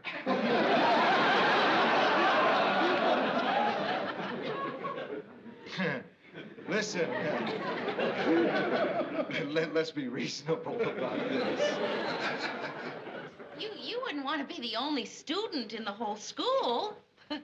Who would you study with? Who would you take to school dances? You can understand how that wouldn't work, couldn't you? No. All my life, I've been the understanding, nice guy. People push me around. I understand. When my parents gave my brother, Richard, piano lessons, my father took me aside and said we could only afford piano lessons for one of you, so we're going to give them to Richard. Understand? And I said, sure, Pa, I understand. And then when it came time for college, my father said we could only afford to send one of you, so we're going to send Richard. Understand? And I said, sure, Pa, I understand. And now you want me to take my money back and say I understand. Well, no deal. I don't understand. So start the class. Or you can all talk to my lawyer, Richard.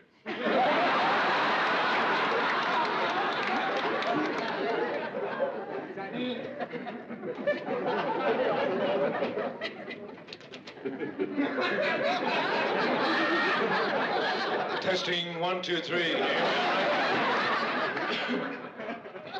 Ladies and gentlemen, I'd like to take this opportunity to welcome you all to the first semester of the Ted Baxter Famous Broadcaster School. I want now, if I may, to introduce the members of the TBFBS faculty. On my far right is Lou Grant, the executive producer of the WJM 6 o'clock news. Please hold your applause until everyone's been introduced. Next to him is Mary Richards, producer of the WJM 6 o'clock news. And next to her is Murray Slaughter, head writer for that same news show. And, of course, that's Georgette. She's my chick, so I like to have her around. And last but not least, well, yes, as a matter of fact, he is least. What's your name again, fella? Tony Kramer from New York. He's Mary's date for the evening. Thank you. Thank you. Now, this will be an ambitious program of intensified study in the many and varied aspects of broadcasting. I think I see a hand out there. The gentleman in the plaid jacket, would you please stand up? What's the passing grade for this course? The passing grade. Lou, you want to field that one?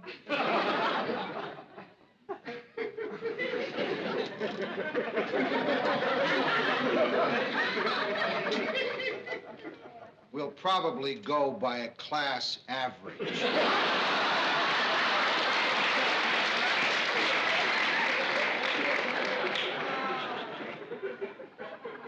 Is that plotted on a normal bell curve? Plotted on anything you like. Thank you. Now, as I was saying, each of you will have the opportunity to find his or her niche in this glamorous field. Yes. What about Christmas?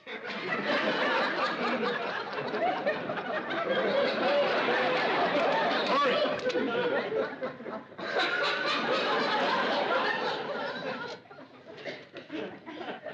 What about Christmas?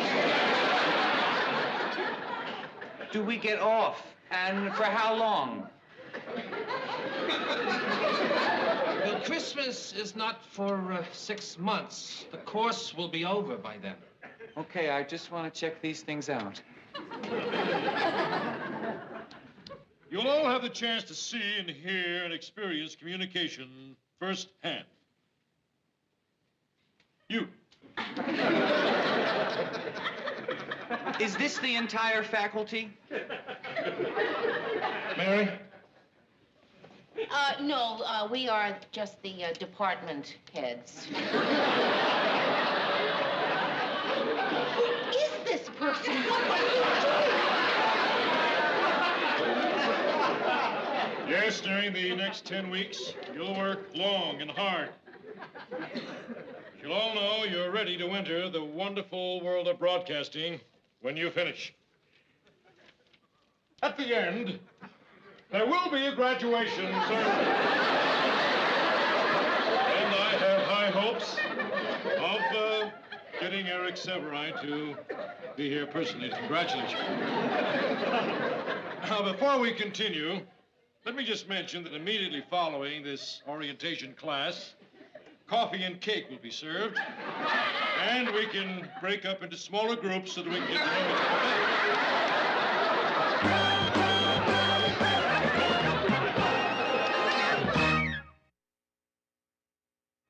And so, in the weeks ahead, we'll discuss such topics as on-the-spot reporting, libel laws in broadcasting, program logs, and the anchorman in these changing times. Thank you. No, don't.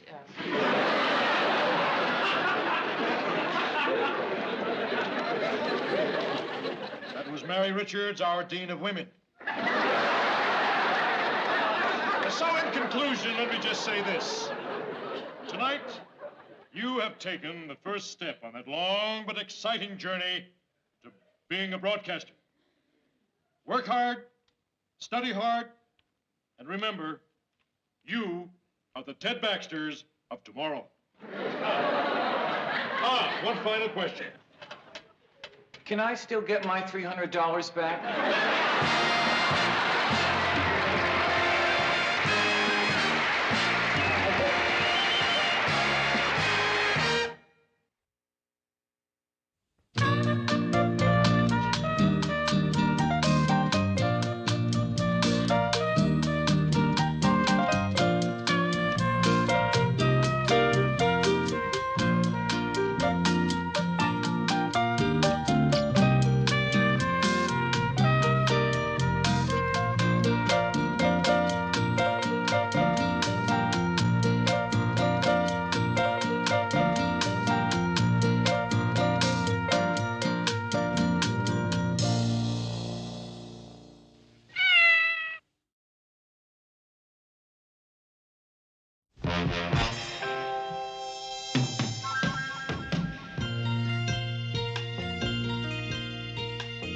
Who can turn the world on with her smile? Who can take a nothing day and suddenly make it all seem worthwhile? Well, it's you, girl, and you should know it. With each glance and every little movement you show it. Love is all around, no need to waste it. You can have the town, why don't you take it? You're gonna make it after all. You're gonna make it after all.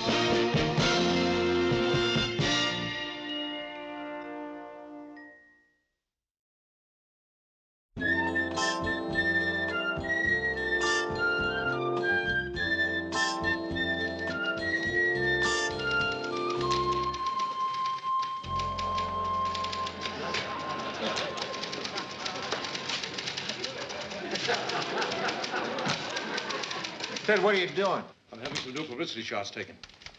Since when do you smoke a pipe? I don't. Bought it for the photo session.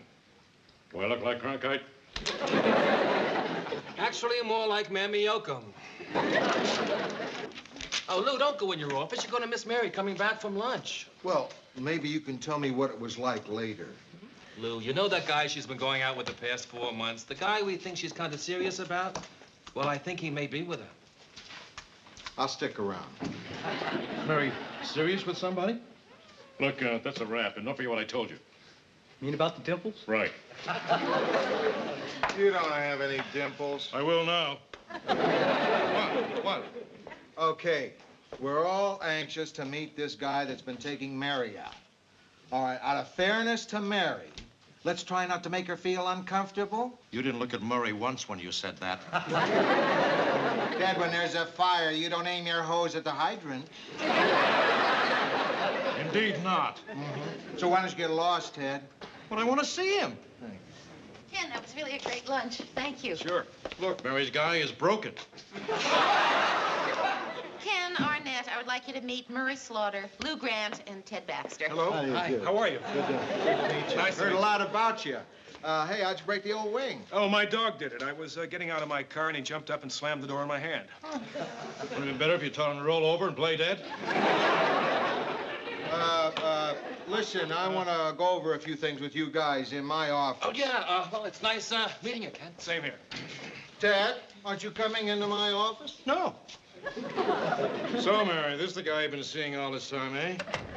Well, I approve. Set your hook, cast your line, and reel him in. Listen, I guess you two want to be alone. I'm not going to say another word. Just pretend I'm not here. In fact, you can even talk about me if you want to. Okay, then. I'll see you and Stevie at my place about 7 o'clock tomorrow. Huh? Okay, right. Stevie? Who's Stevie? I don't know any Stevie. Stevie is my son, Ted. You going out with a married guy, Mary? No, Ted, divorced. Oh, split city, huh? Well, that's too bad. Listen, it's no disgrace to be divorced these days. Ted! Just because his first marriage didn't work out doesn't mean he's going to botch it up again. I think I better get going, Mary. Okay. Listen, I'm a little nervous about meeting Stevie tomorrow. I mean, I hope he likes me. Not only will he like you, but meeting you will make his voice change. Bye. Nice talking to you, kid. Oh, yeah. Ted, do you trust me? Well, sure I trust you, Mary. Then, Ted, would you take off your left shoe? Okay. Okay. And now would you take off your sock? Okay. And listen very, very carefully. Okay. To me now, Ted. The next time you see me talking to somebody and you think of something to say that would be appropriate or add to the conversation, I want you to take that sock and stuff it down your throat.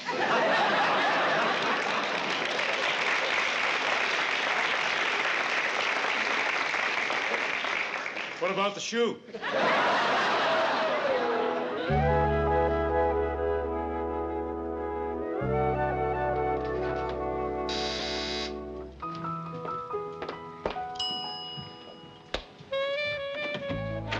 Hi, Mary. Hi. This is Stevie.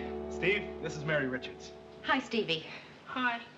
Oh, this is for you. Oh, thank you. Mary, Yeah,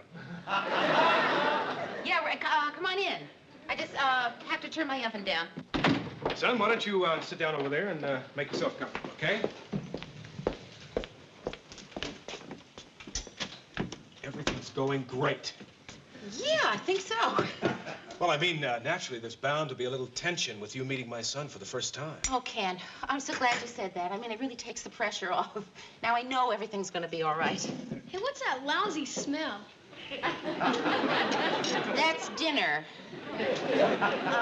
Stevie, listen. I think you're really going to like what I'm fixing. It's the first time I ever made it from scratch. And you know what it is? Pizza. Yuck. Hey, Stevie, don't say yuck to Mary. I don't like pizza. I don't like it either. But you don't hear me saying yuck to Mary. Now apologize. Sorry. No, that's okay. It's all right. Mary? Yeah. It's really going so well, considering. Oh, by the way, that thing about the pizza, I didn't mean it. I was just trying to make a point. Oh, okay. Well, then, I'll tell you what. You and I will have a pizza, and I'll fix Stevie a hamburger. Oh, yeah, but I sort of really wanted you two to, well, I just wanted tonight to be something special. A cheeseburger?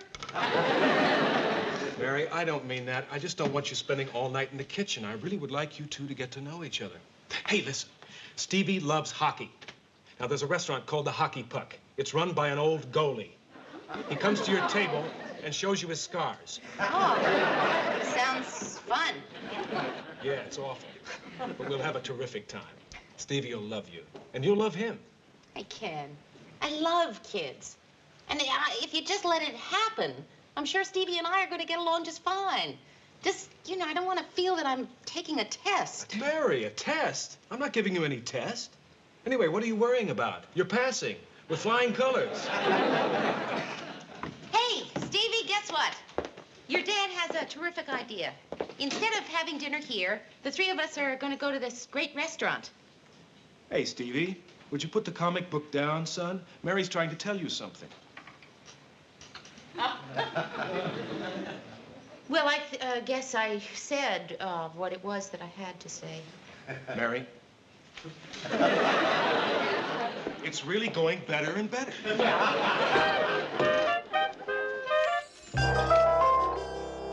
Hey, Lou. Do me a favor and help me pick out the right picture. I'm not crazy about this one. I have sort of a faraway look in it. Not far enough. Hey, this is a great one. See how I captured that thoughtful look? Like an idea just occurred to me? You must have used a time exposure. Come on, Lou. Help me pick out the right pictures. Hey, no, Ted, those pictures aren't bad. What'd they cost you? Nothing. You're kidding. No, I asked him, what do I owe you? And he said, just give me whatever you feel like paying me. Hey, does anybody know what's the matter with Mary today? What do you mean? Well, I just took her to lunch, and when I asked her what she wanted to eat, she said, what's the difference? Well, maybe she just wasn't hungry. And then, right in the middle of her diet plate, she looked up at me and said, you know something, Murray? Life isn't a bowl of cherries. Hey, that's pretty rough talk for Mary. She does sound a little upset, but I wouldn't call it serious. Well, Lou, I haven't told you the worst. All during lunch, her blouse wasn't tucked in. Mary untucked? Yeah, and when I mentioned it to her, she left it untucked. She's really upset. Upset? She's going to hell on a handcart. Hi.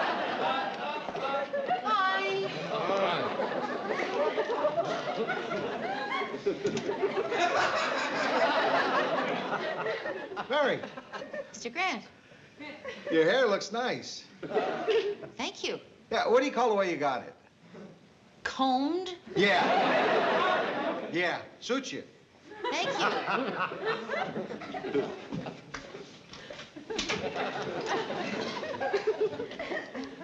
Hard as it is to believe, Mary, I've had my down days, too. Ted, I'm going to be fine. No, you can't be too sure, Mary. I mean, sometimes you can't wait for these things to pass. You got to get out there and fight them. You know what my mom says? Tears are the river that sweep away the mud of sadness. I guess every mother in the whole world has said that at one time or another. Did your mom ever say that to you, Mary? No. What did she say? I don't know. Brush your teeth. Well, that's good, too. See, the point my mom was trying to make was that if you let out your emotions, it stops hurting. So, Mary, why don't you put your pretty little chin on my shoulder and cry your heart out? Well, Ted, thank you. That's really very nice It'll of you really to want help to you, help, but Mary. I'm not. No, I'm really not that upset. If you're worried about tears falling on my $140 jacket, forget it. No, Ted, it's I want not to do that. this for you, Mary. Ted, really, I'm Please. sorry. No. Lay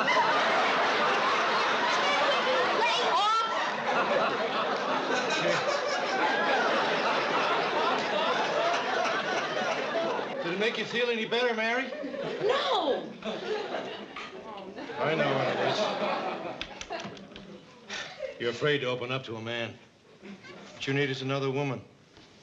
I'm gonna find you somebody that's warm, compassionate, and understanding. Oh, Sue Ann. See, would you do me a favor? Mary's really got the blouse. Would you stay here and help her until I find somebody that's warm and compassionate? Sue Ann, I don't need any help. I don't know why Ted finds it so hard to understand that there are things that people just don't want to talk about sometimes. I understand, dear. What sort of things? Sue Ann, I really don't want to talk about it. Mary, you help everyone with his problems. You get a lot of credit for it, too. Affection, even. Now, you must help me prove that I can be a giving, understanding, sympathetic person like you. If you don't, I'll turn on you like that.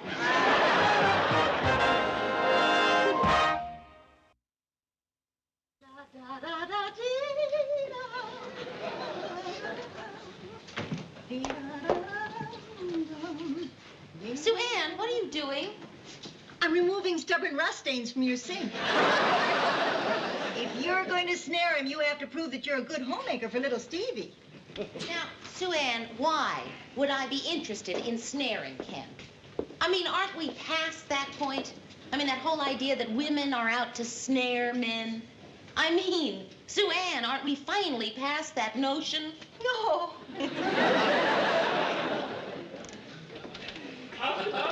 Mary, have you ever tried to relate to Stevie on his own level? Yes. That's your mistake. Why? Sue Ann, children are people. They have minds and interests and lives of their own. Of course they do, dear. But their lives are boring and their interests are dull. I mean, what do they do at that age? They scuff their shoes. They wear out their clothes, they wipe their noses on their sleeves. They're just marking time till puberty. Now that's interesting. No, you don't relate to children. You handle them. Well, I'm sorry, Susan, but I don't agree with that. Steve, hi. Hi. Where's your father? He's coming from work. My Aunt Helen dropped me off. Oh. Well, Steve, I'd like you to meet Sue Ann Nivens. She comes in twice a week to scour my stains. Hello, Stevie. Would you like some cookies and milk? No, I'm too old for cookies and milk. Oh. How about some Fritos and a beer? Sue Ann, you really don't have to stay. Oh, that's all right, dear. I haven't quite finished over there anyway. You and Steve just go right on forging your relationship.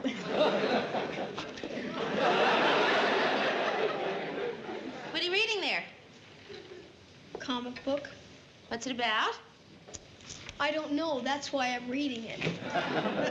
The Fantastic Blob. Huh. Is he a good guy or a bad guy?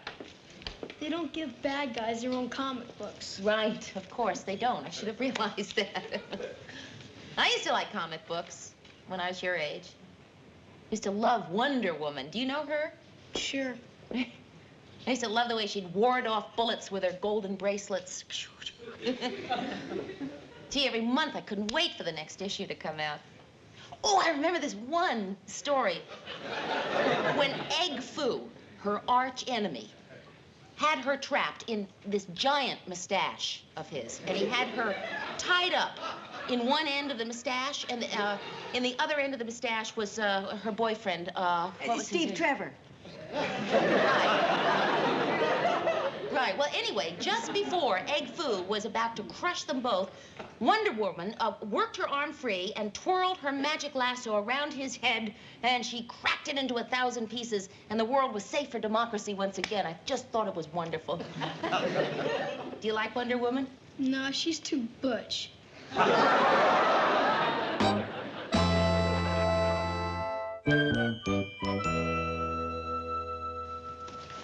Well, another week, another $834.67 after deductions. And you earned every penny, Ted. Not the dollars, just the pennies. Well, I'm off. Yeah. You know, it's been a good week for news. Some good human interest, a couple of juicy scandals, and just enough disasters to be interesting without being depressing. Good work, Mayor. You coming, Mayor? Yep. Well, I hope you have a good weekend. Thanks, you too. I got a big one planned. Maria and I are going to look at a new car. Oh, yeah? What are you getting? Oh, I'm not. My neighbor got one. We're going to pack a lunch and go look at it. Uh-huh. Come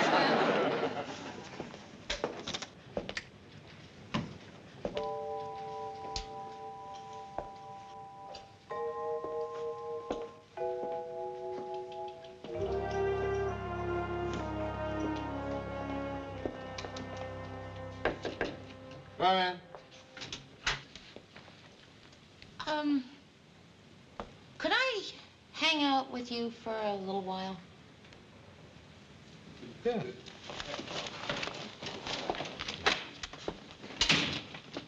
Can I get you anything? I don't know. What do you have?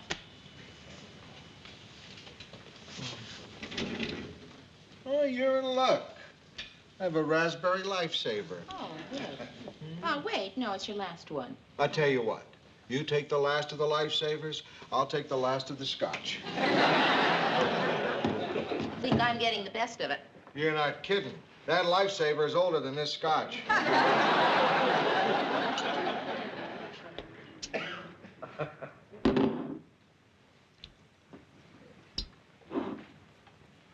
I keeping you from anything?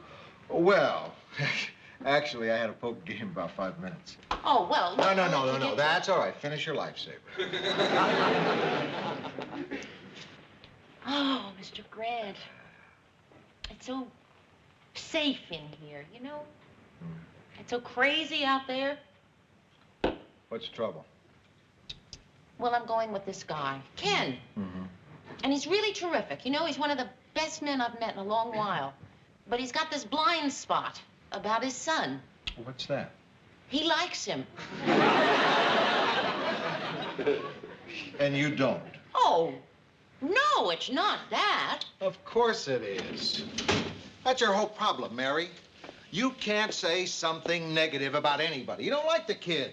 You can't say something negative. Yes, I can. Okay, Mary. Say something negative about me. Okay, you know what's wrong with you? You can't say anything positive about somebody. I can, too. Yeah, okay, say something positive about me. Go ahead. No. No.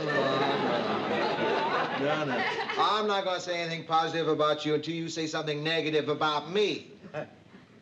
Come on. All right. I don't like the way you dress. You wear baggy pants, the tie is narrow. They haven't been wearing narrow ties. Mary, the deal was one negative thing. I thought clothes came under the heading of one thing. Pants is one thing. Okay. You think my pants are baggy? Oh, Mr. Green. No. That's okay. That's okay. I asked you. And I did it for a reason. I think you should be that honest with the boy's father. If you can do it with me, you can do it with him. And believe me, he'll respect you for it. Okay. Thank you. Wait a minute. You never said anything positive about me. You have really good judgment about a lot of things. I care what you think. Thanks, Mr. Grant. Or else why would I be so upset by your vicious remark about my pants?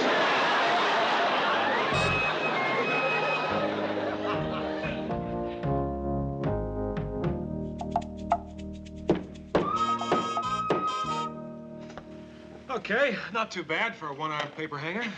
Gee, you really went to a lot of trouble. I hope Stevie doesn't suspect. No way. His Aunt Brenda took him to the movies. This is going to be the biggest surprise of his life. Well, Stevie's not back yet. Oh, good. I brought the ice cream. Mary, this is my ex-mother-in-law, Ethel Kendricks. Ethel, this is Mary Richards. It's very nice to meet you. Same here. Well, I'll take this to the refrigerator, and then I'll put the candles on the cake. You know, it just occurred to me that this party might not be too comfortable for you, since I've invited so many of my ex-wife's family. Oh, no, don't be silly. I've been really looking forward to meeting your ex-wife's family. Well, it won't be all that bad. After all, we all have something in common. What? We all love Stevie. Yeah, tough not to love him. Such a wonderful kid, isn't he? Don't you think? Huh? Right, Mary? He really is, isn't he? Well... Stevie's not wonderful?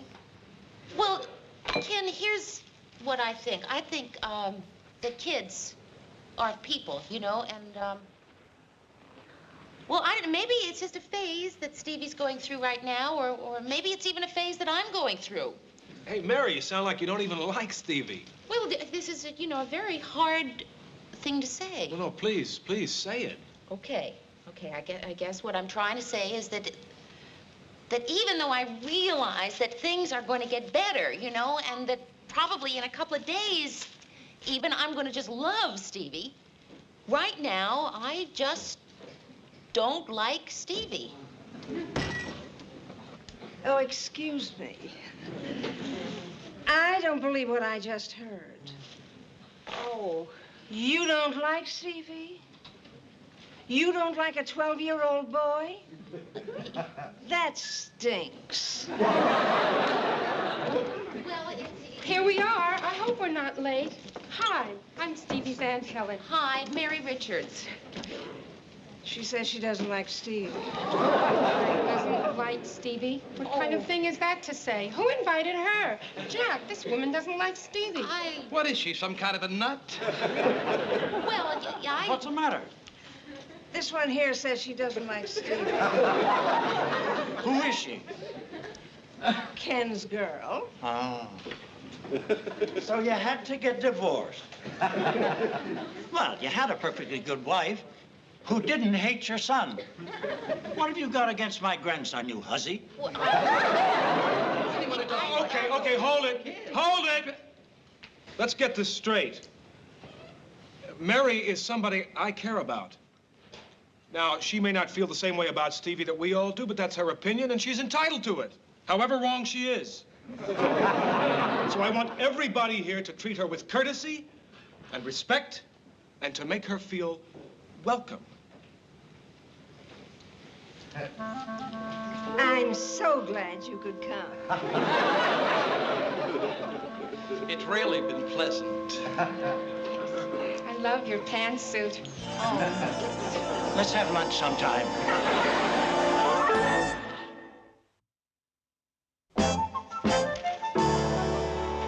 Well, this is the one I finally decided to go with. Isn't it a great picture? I call it Portrait of Ted Baxter. Right, like Dorian Gray. As years go by, you're going to stay the same, but your picture's going to get dumber.